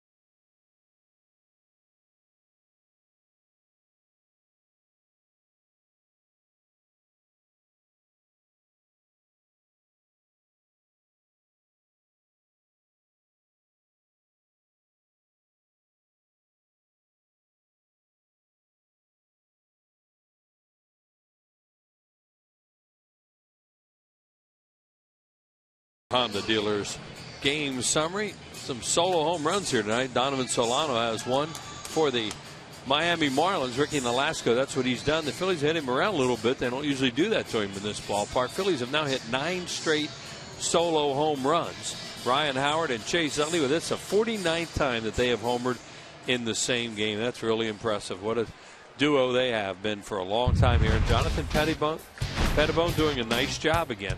Well, time now for a Coors Light Freeze Cam, and this was earlier in the ballgame. Delman Young went back toward the scoreboard. First chance to get introduced to the out-of-town scoreboard. He makes the play. Coors Light Freeze Cam brought to you by Frost Brewed Coors Light. Ruggiero leads it off here in the top of the 7th. Inside. Phillies will have bullpen action beginning this inning. Right. They want to get somebody up in this inning. He's gotten them through 6, and they want to make sure that if he gets in any trouble that they're ready. Just don't have a history with him, so they don't know. You know, see, one of those guys is Antonio Bastardo gets out. He's one of those guys that get a little bit stronger as the game goes along. Does he lose his stuff? So you don't want to find out too late. Inside 2-2. First 2 starts, he went 5 1/3 against the Pirates in his debut. And in his second outing, he went 5 innings against the Mets. And tonight he's gone 6 innings. He nearly stuck a fastball on the inside part of the plate there.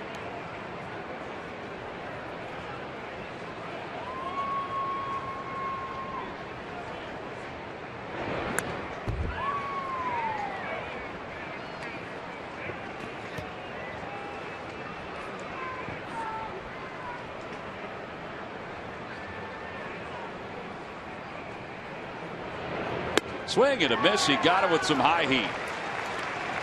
3 strikeouts against the last 4 batters for Pettibone. These lucky fans are tonight's Citizens 7. They'll each receive a prize pack courtesy of Citizens Bank. Citizens Bank with the most 7-day branches in the Philadelphia area. To find a branch near you, visit citizensbank.com. They also had some very good seats here in the Hall of Fame Club in section 226. I've seen him sitting over there. That is a good seat. Foul ball territory, Wheels. Absolutely, with a left-handed hitter. Did you hear the story Sarge was talking about with Marcelo Ozuna's family? His father's here, talking about the fact that they recognized Sarge. They used to watch him play in the Dominican Republic. No. Said he was taking pictures with them and stuff like that. Wow, that's great. That's a long time since he played that. Oh, yeah. Since he played winter ball. 1 ball and 1 strike to count to Marcelo Ozuna. He's 1 for 2. He has some tools. He's got some tremendous minor league power numbers. And he's strong. He's got a strong lower body. He's going to hit some homers up here. Hits out that open stance. He's already shown he's a pretty good outfield.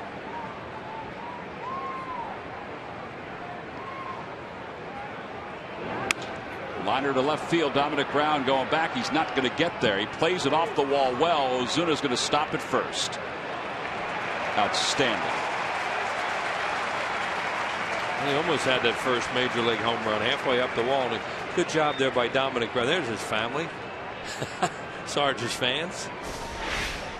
Now what he does here, he does a good job here of backing off. Can't catch it. Get away from the wall. And he's coming back to play the carom. And, you know, that's part of the learning process. He had a little trouble with that several times. And then hold the guy to a single because you're not going to try and stretch that when you're down by 3. And that's it for Pettibone. So Charlie Manuel's going to go to the bullpen with the left-hander due up. Jonathan Pettibone. Excellent outing tonight. 6 1/3. The runner at first is his responsibility. He gets a nice round of applause from the crowd, and rightfully so. This is an AT&T call to the bullpen. The Phillies up by 3, and Antonio Bastardo's coming in.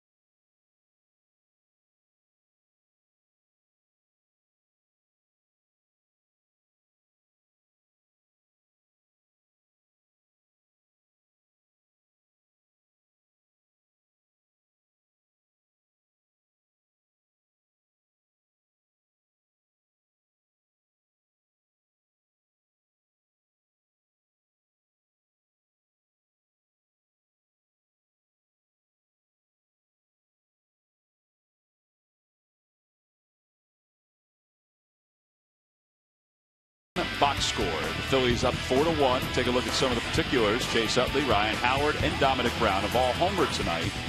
49th time that Howard and Utley have homered in the same game. Carlos Ruiz has scored a run. Ben Revere has an RBI.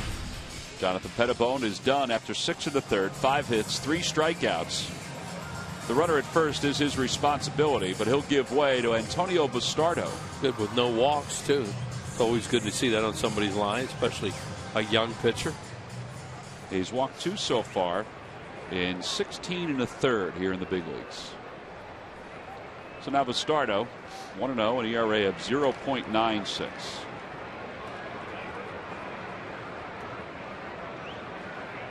Bastardo last appeared in Sunday's game against the Mets. And the first pitch to Brantley, low, 1-0. He's another guy they need to get into a game. Charlie was talking about that before the game, Charlie Manuel, that they really wanted to get some work for Adams and Papelbon last night. And we were kind of talking about on the air, he said Papelbon was going to get in that game. He didn't care what the score was because he needed it. They had him fully heated up and they needed to get him out there.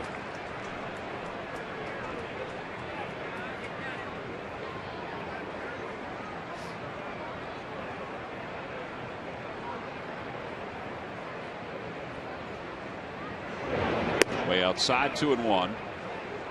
Brantley's grounded out to second. He's flied to center.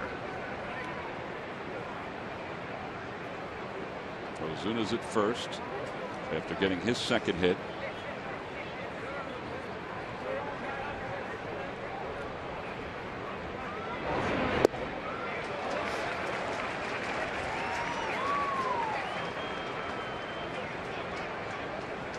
Brantley think he was done then? I think there's a good chance he thought he was wrapped up. I think he thought that was strike 3 and he was angry with himself. And all of a sudden it was like, oh, wait a minute. I'll just put cool head on back.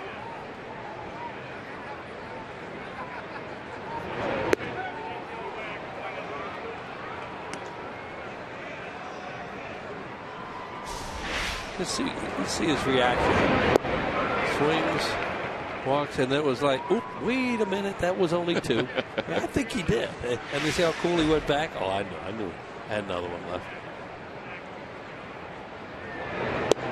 Oh, just missed. Ball 4, and that puts 2 on. As the tying runners coming to the plate. First walk of the night. Pettibone didn't walk anyone.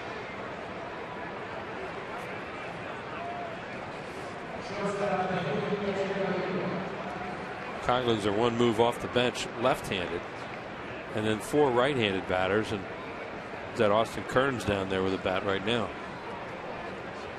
The 7th is Bastardo's inning. Nobody else is throwing at this point. Yeah, with that left-handed batter is one he's supposed to get out and make it a lot easier.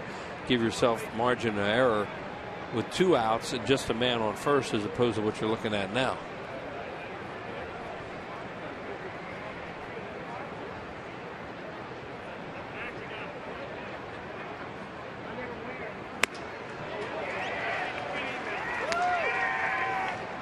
Echeverria is grounded out to Rollins and Utley tonight.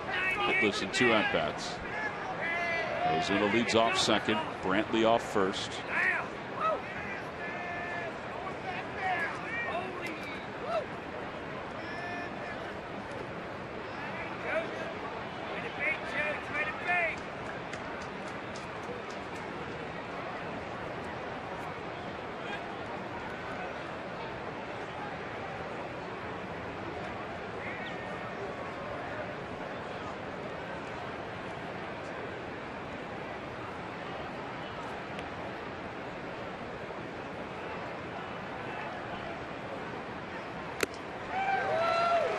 Chasing up. You may as well throw it up there.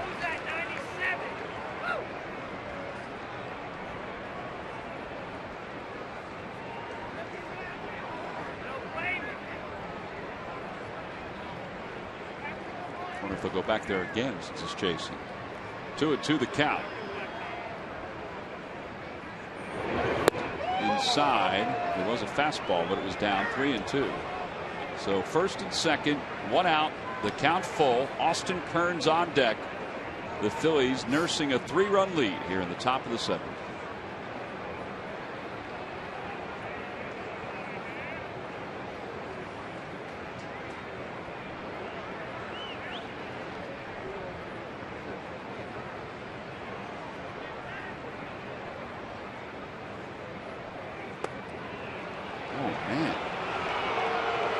Inside, ball 4. Pretty close pitch. Yeah, it sure looked like it. They thought it was a strike. Now you got big trouble. 2 walks.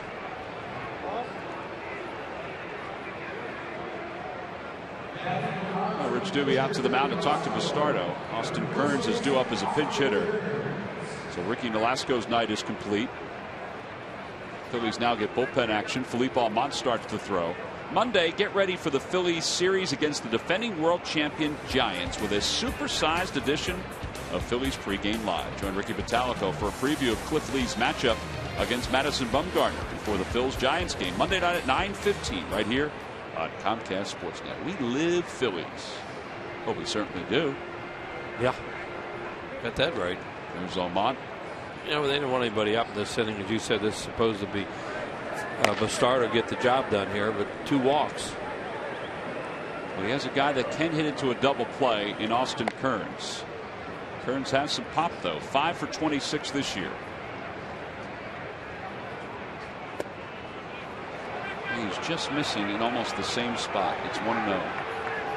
Yeah, most of the spots where he's missing are down. In and out and down. Ozuna's at third. Brantley's at second. And Echeverry is at first. He went with that one. That was a slider, 1-1. And Kearns figured he's going to get a fastball 1-0. He's going to swing at it, and he definitely goes through.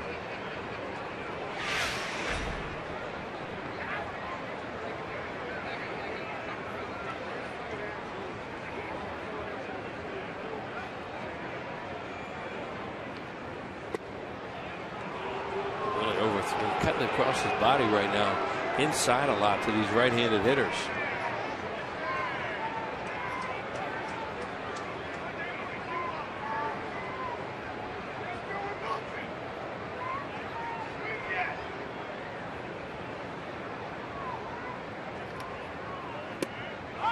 Ooh.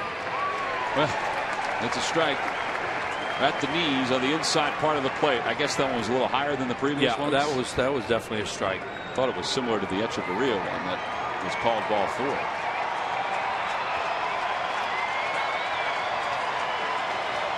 Two and two the count.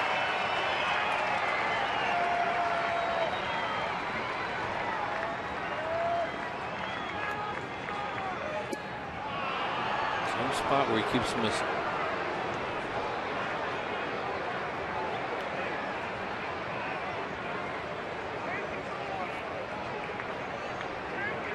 Bastardo's command has been good this year. There's no question about it. This has been an oddity with what he's doing tonight. Walking 2, and now it's full 3-2 to Austin Kearns.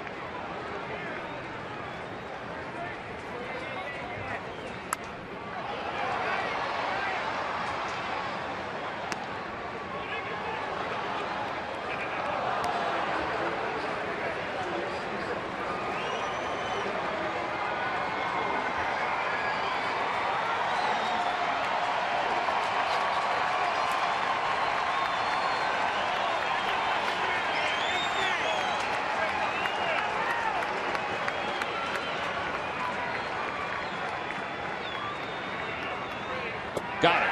Threw him a breaking pitch. 2 outs. Took him a long time to get to that pitch, too. It was looked like it backed up on him. You're right. It's a breaking ball, but look at this thing. It goes down the way like a changeup. Well, it just had some tilt to it. It was definitely a breaking ball, but man, that thing moved away a little bit. Well, now a meeting on the mound because Matt Diaz has been introduced as a pinch hitter for Juan Pierre. Diaz just brought up by the Marlins. He's been bouncing around the last couple of years. Pirates, Braves, with Braves twice, Yankees, And now with the Marlins. And they do have Omar, but he's not the type of guy that's shown that this is a real good situation to bring him into. So they're going to trust Bastardo here to pitch to Diaz. Well, Diaz is peeking into the Phillies dugout to see if any moves going to be made. I'm saying that about Philippe. He can get wild. And they're just going to trust a guy that they've seen more in these kind of situations and just hope he can get it done here.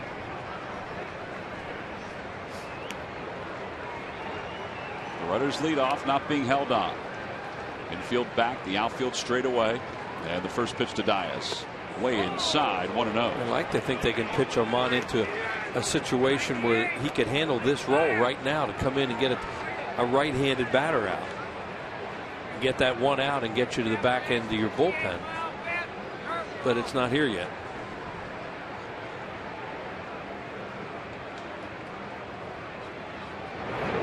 Breaking ball, 1-1 the count.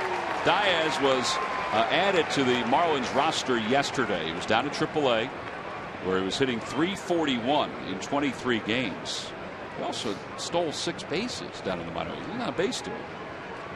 The guy's had a lot of good luck against the Phillies, especially when he was with the Braves when he first came up. .326 lifetime hitter against the Phils. And in this ballpark too.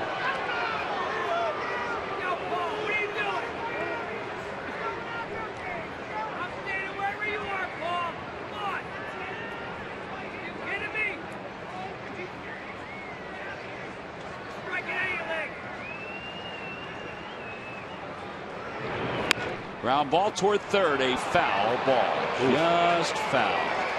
Maybe. Ooh, that was close. I don't know if it would have tied the game up, but it would have made the game tight. Yeah, it'd have been a one-run game. Here it comes.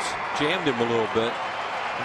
Here it comes down the line and just foul. Well, they dare go off speed here. They got a strikeout on a 3-2 breaking ball.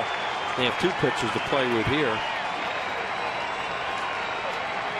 What Carlos wants him to do and what Bastardo does. 2 balls, 2 strikes the count to Diaz. And a called strike 3. He finally got the spot on the inside part of the plate. And Bastardo leaves him loaded here in the top of the 7th inning. Well, everybody's heart was racing a little bit the way this inning was unfolding. But Bastardo gets back-to-back strikeouts, including Diaz with the bases loaded.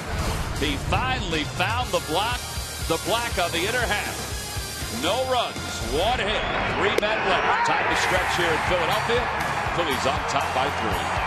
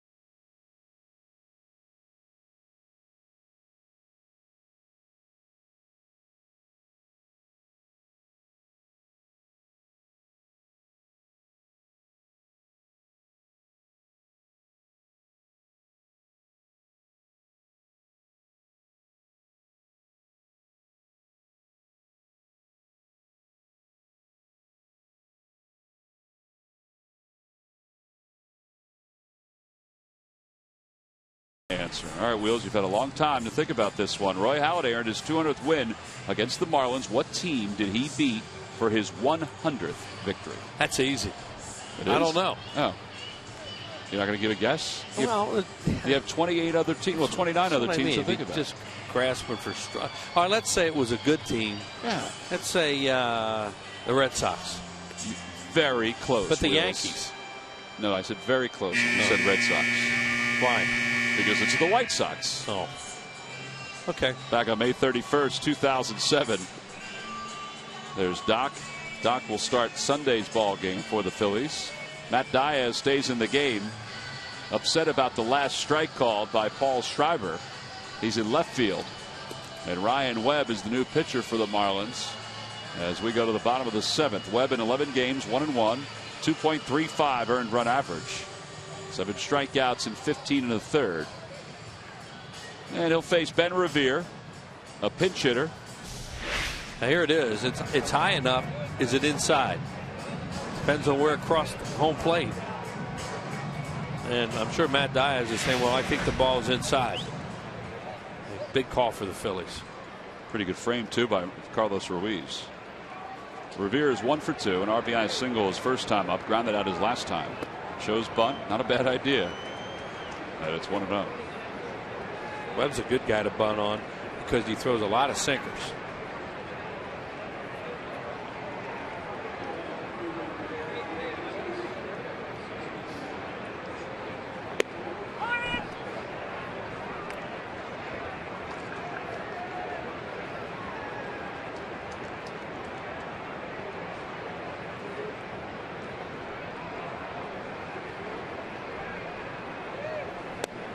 On the inside corner, 1-2.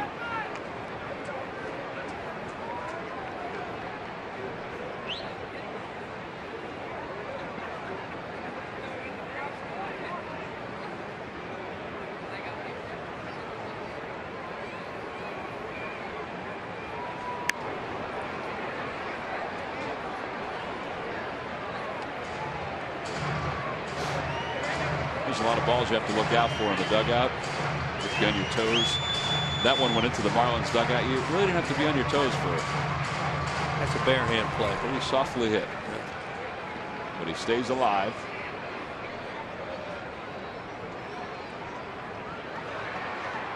Ooh. Knocked him off balance a little bit. We won't dive too much after that one, that's for sure. Whoa, look out. That's shoulder high. The Nolan Ryan used to call it a bow tie. Love that expression, especially from him. It is Southern draw. Give that boy a bow tie. 3-2. So Revere has it full. Phillies up by 3. Last night they were able to add on some runs late in the ball game. In the bottom half of the 8th inning, here in the bottom of the 7th. Revere trying to get on. He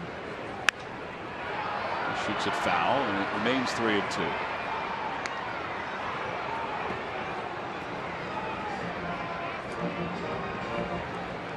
Ryan Webb's a Pinellas County guy. That's Clearwater area. Father pitched in the major leagues, Hank Webb.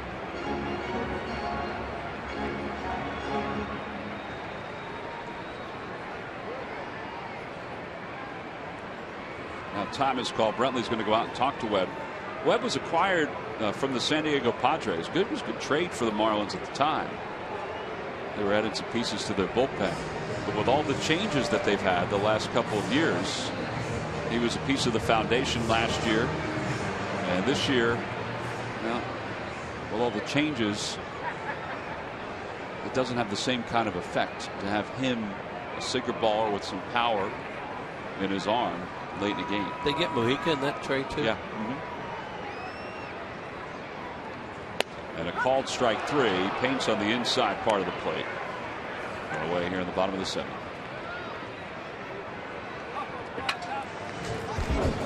Now the Philly Fanatic, with all of its personality, is featured once again in a children's book. Friday, May 31st, when the Phillies take on the Brewers. It's Comcast Fanatic About Reading Night. And the Fanatic Children's Book, free to fans 14 and under.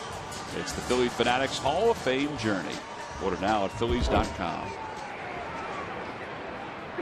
I see Mayberry stay in the game now, play right field after this at bat. You don't have to worry about double switching, worrying about the pitcher's spot or where you're going to put the pitcher, because it's going to be Adams and he's only going to pitch one inning. Phillies did that last night when they put Lance Nix in right field. Right. So you can, depending on what they want to do, but you can put the pitcher easily in Young's spot and not worry about it. 1-0 the count to Mayberry. Mayberry a .232 hitter. And he takes a strike. It's 1-1. Yeah, and you wouldn't think they would put Nix out there and use up 2 players.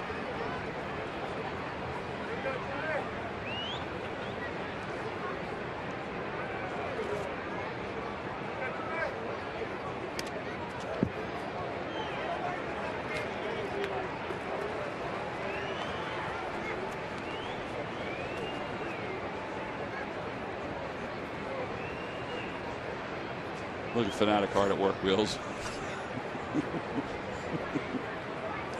Trying to put the voodoo there on Ryan Webb. Yeah, he's trying to help the cause. Mayberry pops it up. Left side of the infield. That's your Varia near the grass. And there are 2 outs here in the bottom of the 7th.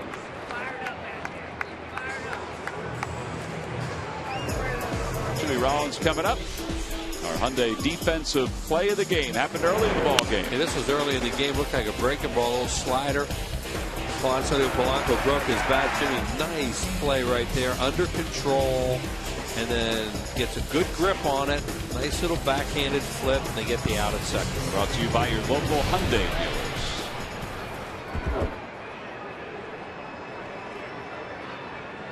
Boy, Jimmy's due to pop one. He's 1 for 3 tonight.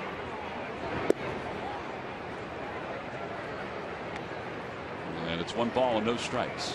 Phillies have hit 3 solo home runs this evening.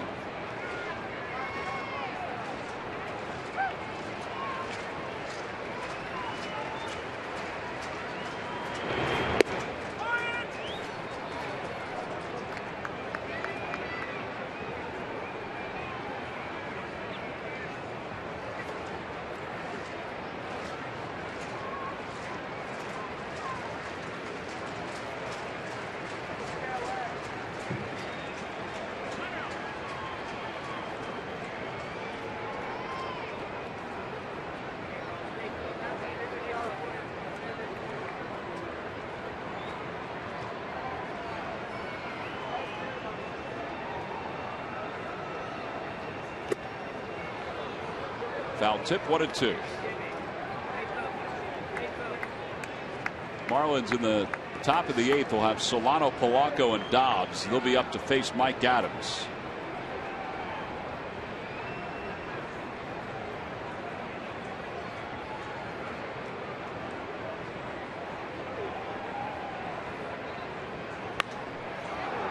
Fly ball, shallow right field. Ozuna with his throwing hand up makes the catch on the glove hand, and it's a 1-2-3 bottom of the 7th inning. We've completed 7 here at Citizens Bank Park. Phillies are up 4-1 as we go to the top of the 8th.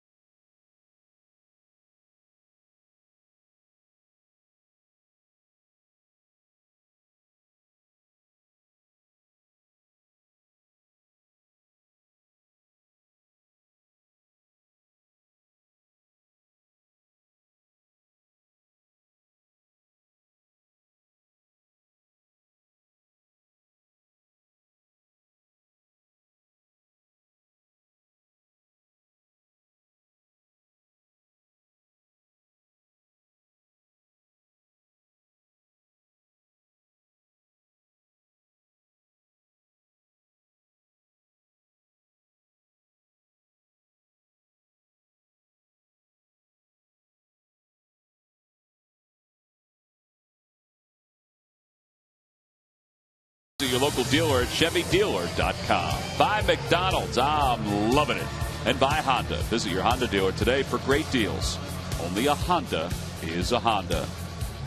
Now, the teachers who were honored prior to the ball game, it's Teacher Appreciation Night here at Citizens Bank Park, the 13th annual Teachers Appreciation Night. They're calling them the Delaware Valley Teacher All-Stars down on the dugout. Good song selection, huh? You like that one, didn't you? Beach Boys. Little Beach Boys on a cool night here in May. True to Your School. I don't know if that's the title of it, but close enough. John Mayberry stays in the ballgame to play right field as we expected. And that'll set up Mike Adams coming into the game. Adams 1-2, a 3.27 earned run average. In 13 games, this is number 14. The Phillies up by 3. They'll look for Adams here in the 8th. And Jonathan Papelbon in the 9th. Mike Adams a real good outing here last night. A changeup, pretty good cutter, sinking fastball. And a lot of times these relievers like to go back to back. They don't want to sit for 4 or 5 days at a time. They get caught in between. Sometimes they get used too much, and then they don't use it. They don't get used enough. So they have a perfect opportunity tonight to use them in back-to-back games. Adams and Papelbon. Well, it's Donovan Solano who will lead it off.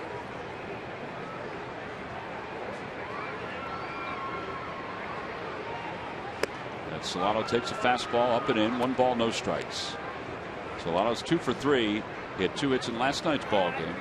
Homered back in the 4th. That's the only run for the Marlins.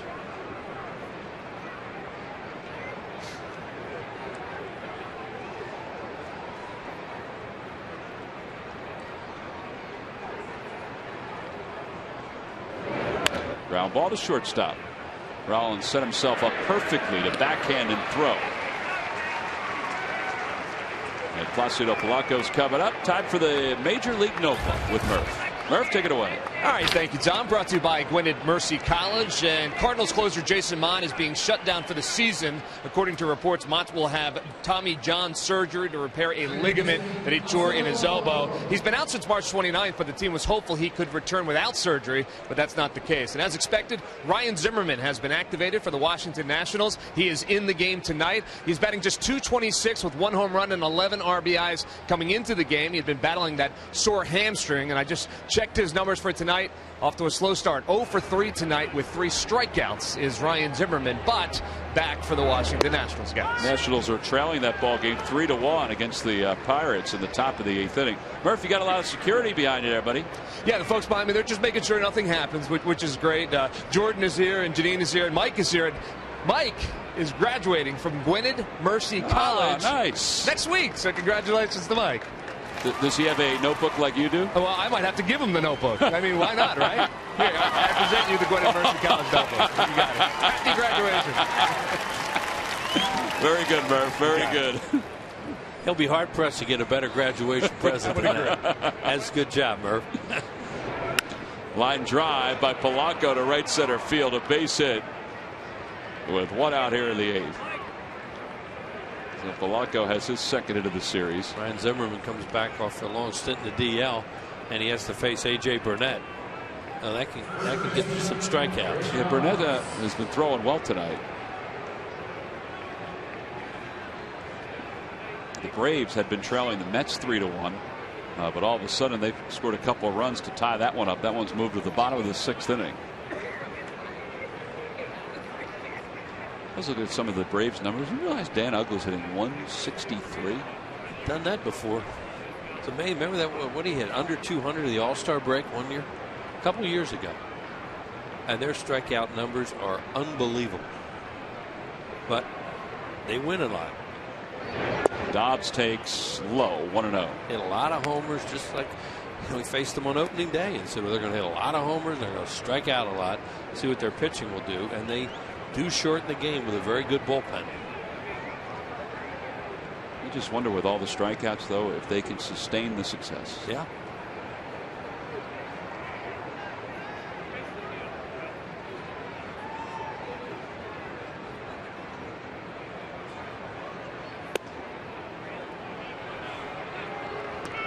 To 2-0 the count to Greg Dobbs. trying to get something down to Greg to have him hit it on the ground into a double play and get this inning over. Throw his changeup at any time, especially the left-handed hitters.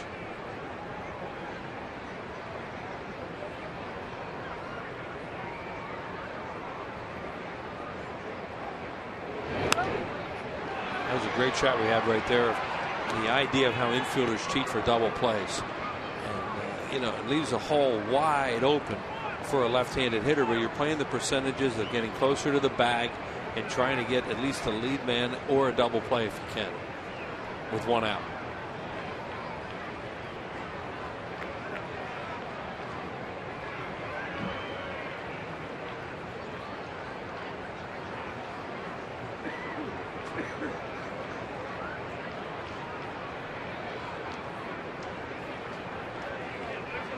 Every time a Phillies pitcher retires the opposition 1-2-3, which Jonathan Pettibone did twice tonight against the Marlins. Comcast will make a contribution to Phillies charities. Phillies baseball is brought to you by Xfinity, your home for the most live sports, giving you all your favorite sports all year long. Dobbs is hitless in 3 at-bats, with Polanco off first. It's outside, 3-1.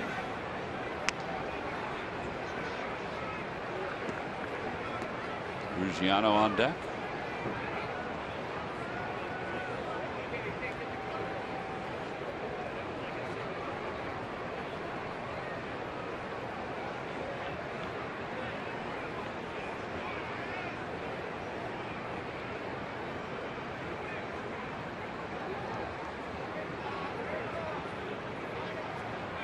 Ball 4. That means the tying run is coming to the plate here in the top of the 8th. So after the ground out to short, a single by Polanco and a walk to Dobbs. And Ruggiano, who has flied out to right twice and struck out his last time.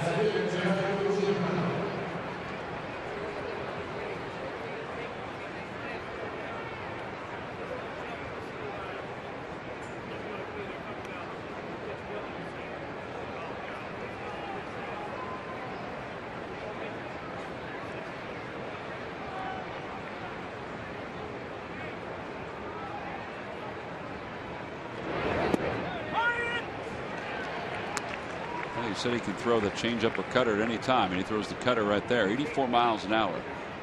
Now, as the year goes on, Adams is hoping his fastball gets up into the 90s consistently, and the cutter is heightened a little bit more.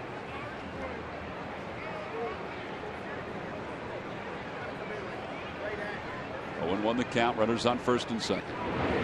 Swing and a miss, 88 with that fastball.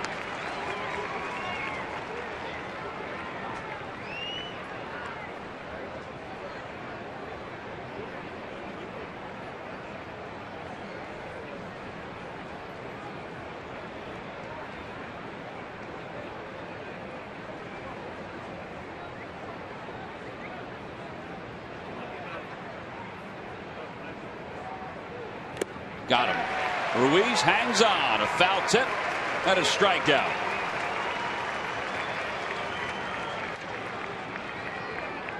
Two outs, and here comes Ozuna. A lot of things you can practice in this game. You can't practice what just happened here. Look like he threw him a breaking ball and foul tip, and what a great job by Carlos Ruiz to catch that thing.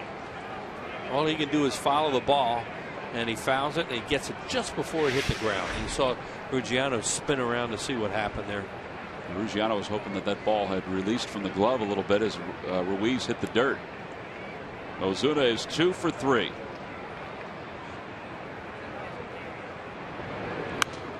Pops up the first pitch. Ryan Howard sizes it up in foul territory, and Adams works out of a potential jam here at the top of the 8th inning. No runs, 1 hit, and 2 men left. 7.5 in the books. Chase Utley will lead it off with the Phillies up 4-1.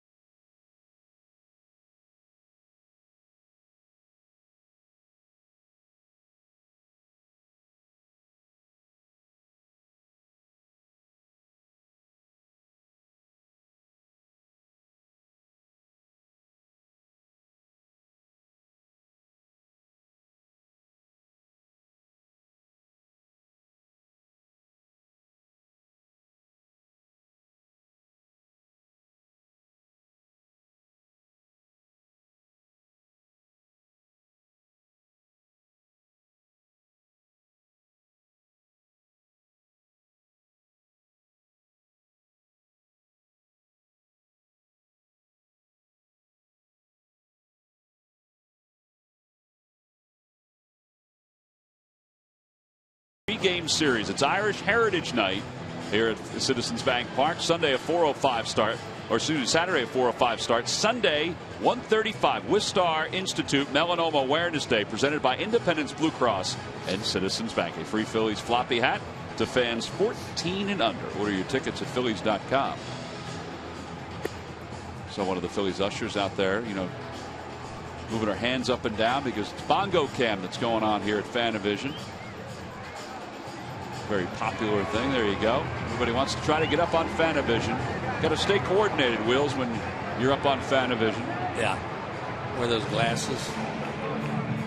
Sunglasses on the bongo. The horse arrived, Wheels. Well, I don't know. Caballo on the bongo. It's a Caballo bongo night. Ryan Webb stays in the ball game for the Marlins. Eric Cooper, the third base umpire, was a little tardy coming out here in the bottom of the 8th. So there was a holdup for a moment. And they had shifted over just in case they had to go with 3 guys for any period of time.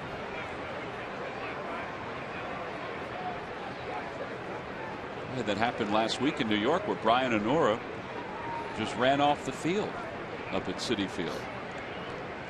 We were told that he had a stomach virus. Well, as it turns out, because there were other stories that said he may have swallowed some tobacco, turns out he had a tear in his intestines and he became very ill very quickly. He hadn't been feeling well before the ball game. That could make you feel ill. Oh yeah. Wow. He's okay. Spent some time in the hospital, and well, we understand he is okay. As Utley yanks one over to right. Ozuna is there to make the catch. Chase has hit several balls, including the home run in the 3rd, pretty hard tonight. Yeah, that guy's a pretty good outfielder. That's a tough ball to judge right there. Hooks it. He's got all that top spin. He made that look easy. That's why we were talking before you came back on, Wheels, that there's been a lot of talk about Giancarlo Stanton being traded. If you have Ozuna, who I would think is going to stay even when Stanton comes back, but if you have Ozuna in one part of the outfield and Stanton in another, why would you trade one? Yeah, they'd be pretty good corners for you. I don't know if he can play center or not, but he certainly could play right field. And left. Plus, both are in their early 20s. Yep. Michael Young hitless in 3 at-bats. He grounded into a double play his first and 3rd times up. He had an inexperienced player's at bat that last time up when he popped up that first pitch. 2 outs here in the bottom of the 8th.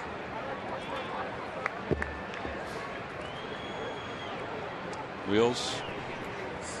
The jackpots are arising. Wow. Powerball at $191 million. Mega Millions at $126 million. Powerball Wednesdays and Saturday. Mega Millions Tuesdays and Friday. Good luck. That's a lot of cash right there. Yeah, good luck. Jonathan Papelbon loosening up in the pen. Come out and pitch the 9th. And this will be a save situation at this point. Last night it was a save when he got up, and then the Phillies blew the game open with some extra runs. Howard is homered tonight. He's doubled. He's flied out to right. Hit the ball well his last time up. Inside and low. 1-0.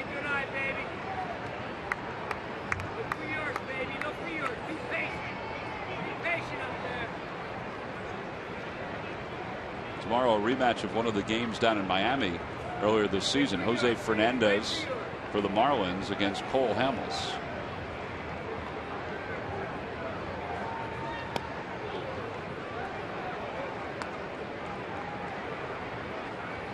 Toyota Major League Scoreboard. The Pirates continue to lead the Nationals 3-1. McCutchen, who homered to give Pittsburgh a 1-0 lead, now has 3 hits and 4 at-bats.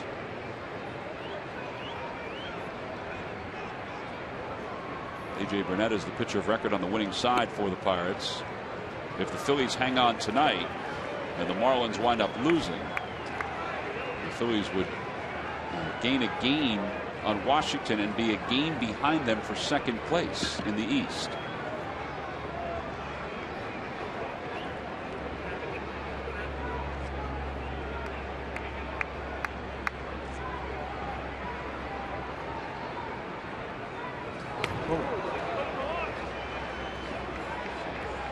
It's ball 4, so Howard's aboard with 2 outs. And Lance Nix is going to pinch hit for the Phillies. Nobody else warming up for the Marlins, so Nix will face the right-hander Ryan Webb.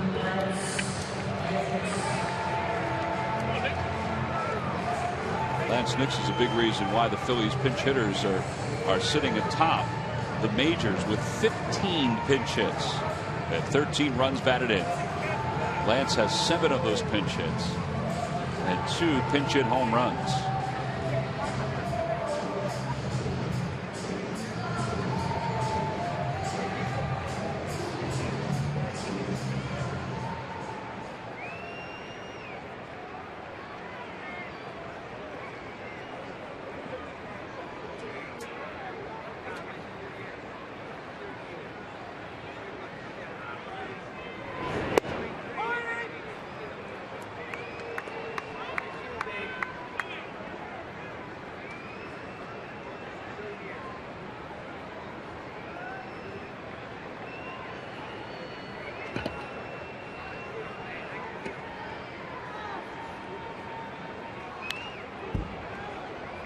Threw him an off-speed pitch, and it's 0-2.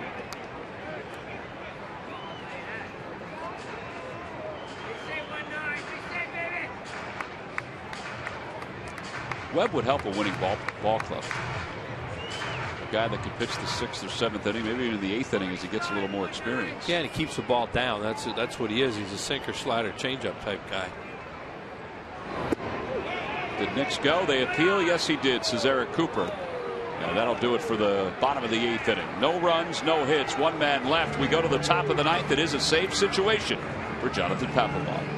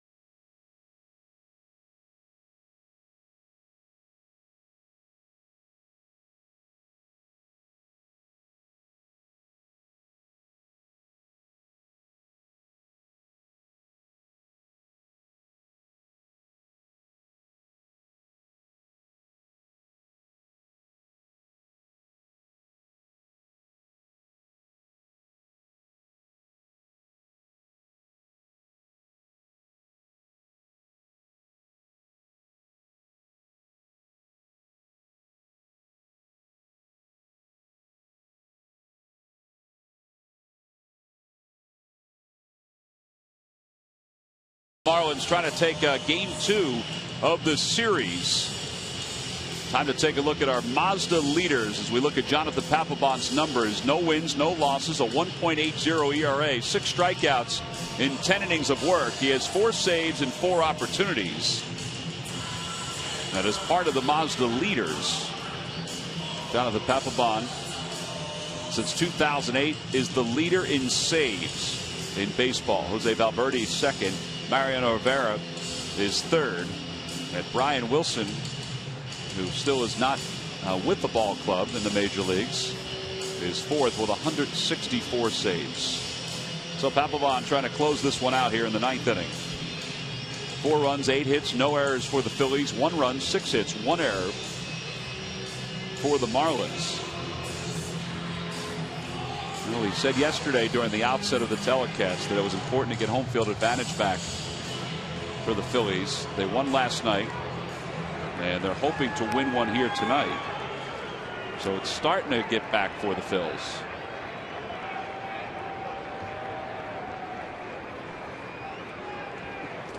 Rob Brantley leads it off.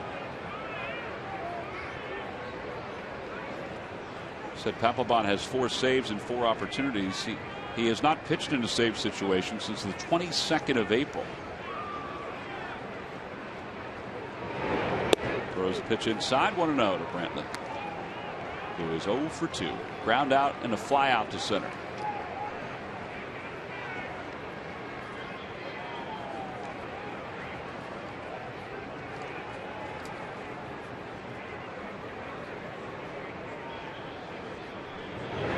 There's a strike, and it's 1-1.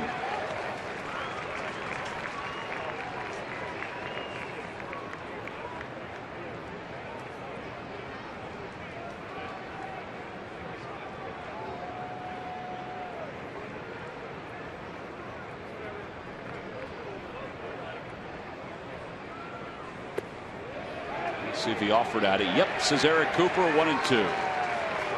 Papelbon with 261 saves in 294 opportunities. It's a near 89% save percentage. It's the 4th highest among all active relievers. Perfect in the month of April.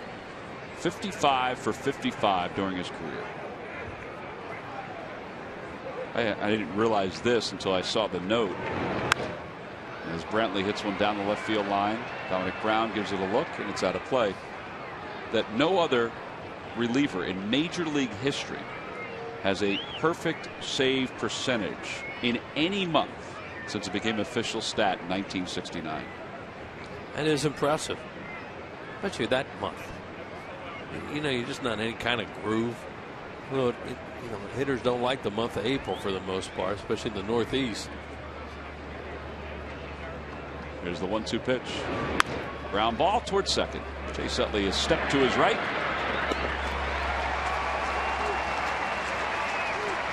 Immediately after the game, stay tuned for a complete game breakdown with highlights and exclusive analysis from Ben Davis. Only on Cure Auto Insurance presents Phillies Post-Game Live.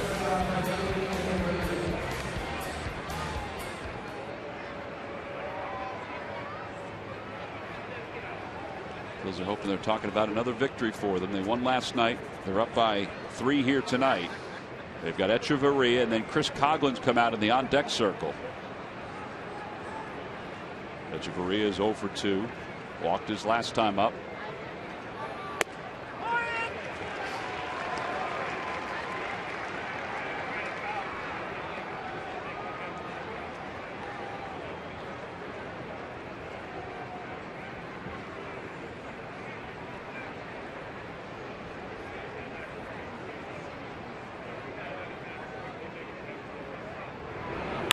Over to second again.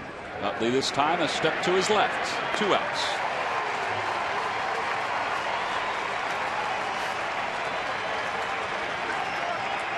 One out away from finishing off the Marlins in game 2. Chris Coughlin will pinch hit.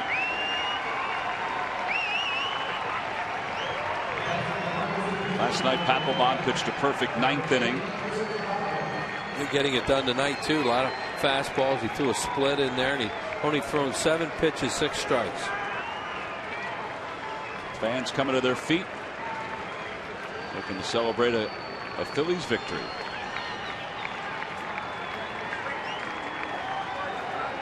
Coughlin, a 173 hitter this year, 9 for 52.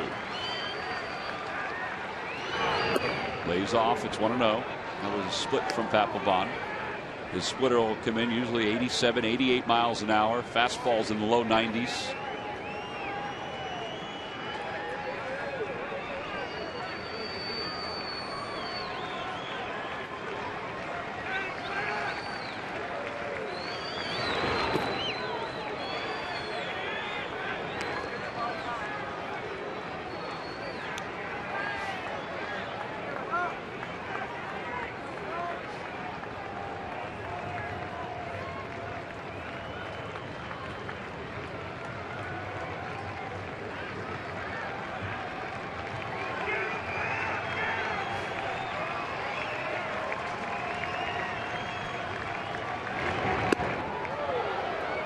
Jonathan Pettibone started the ball game, went 6 1/3. He allowed 5 hits and 1 run.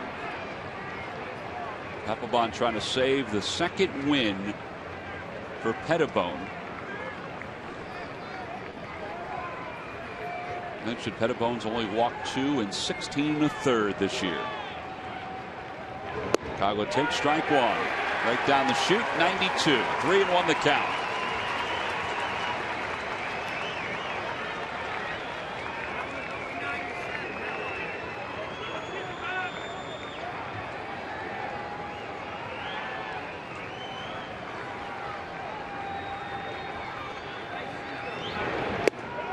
On the outside corner, 3-2. Crowd of a little more than 36,000 here at Citizens Bank Park. They've seen the Phillies hit 3 solo home runs tonight. They've also seen rookie pitcher Jonathan Pettibone throw 6 1/3 strong innings. And now the 3-2 pitch coming from Jonathan Papelbon. Got him. A foul tip. Ruiz hangs on. 1-2-3 go. The Marlins here in the top of the 9th inning. And the Phillies, much to the delight of all their fans tonight, have won the first 2 over the Marlins. 4-1 the final score. Jonathan Pettibone gets his second major league victory.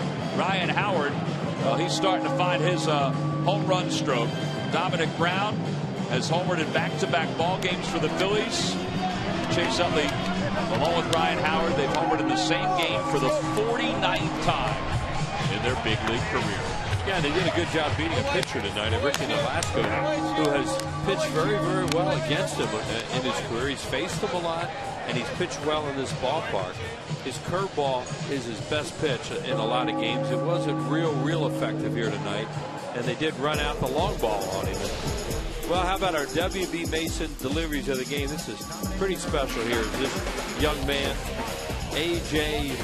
Monachman, 7 years of age, from Hopewell Elementary School in Center Valley, Pennsylvania, gives Ryan Howard that wristband for the game on the teacher's night. And then the little guy goes over and just checks it and says, well, maybe he'll hit one for him. Here comes Ryan Howard. Bam! Hits the ball out of the ballpark. That's pretty good drama right there to show that. And then he steps up and hits a home run. And those are W.B. Mason deliveries of the game on a very special night. And Ryan's down there with Murph. Murph, take it away. Yeah, Will, special night indeed. And first, let's talk the baseball. 2 for 3 tonight, and your 5th home run of the season. It just seems like that stroke is really kind of dialed in right now. Yeah, just trying to progress each game. Just going out there trying to do what I can. So just got a couple good swings on the ball tonight. So, yeah. Your high school teacher was here, and you're celebrating Teacher Appreciation Night, and you also made a new friend, and you got a new bracelet. We just showed that video. That was a pretty special moment before the game. Oh, yeah. I mean, that was awesome. I mean, he just gave me a little gift, and it stands for Our Vision is Clear in Braille. So I told him, hey, I'm going to put it on, see if it brings me some luck tonight, and it did. It certainly did. Just from a team perspective to get this thing rolling. And in another game where you're scoring runs in multiple innings, that's a good sign. Yeah, all we can do is just go out there and battle. I mean, we've swung, we've hit balls hard, and now, they just start falling for us. So that's all we can do is keep going out there, swinging them, and trying to continue to get on base. All right, thanks for your time. Appreciate it. Guys, back upstairs. All right, Murph, thank you very much. It was the end of a very good night here at Citizens Bank Park. Teacher Appreciation Night. The bracelet that Ryan Howard just talked about that he received from A.J. Mockman before the ball game. Hoped it would bring him some luck. And, of course, it not only brought the Phillies the victory, but it also gave Ryan Howard a chance to go yard once again. Jonathan Papelbon with the final out tonight. He got Chris Coughlin on a foul tip, hung on by Carlos Ruiz. And the Phillies have taken the first 2 from the Marlins.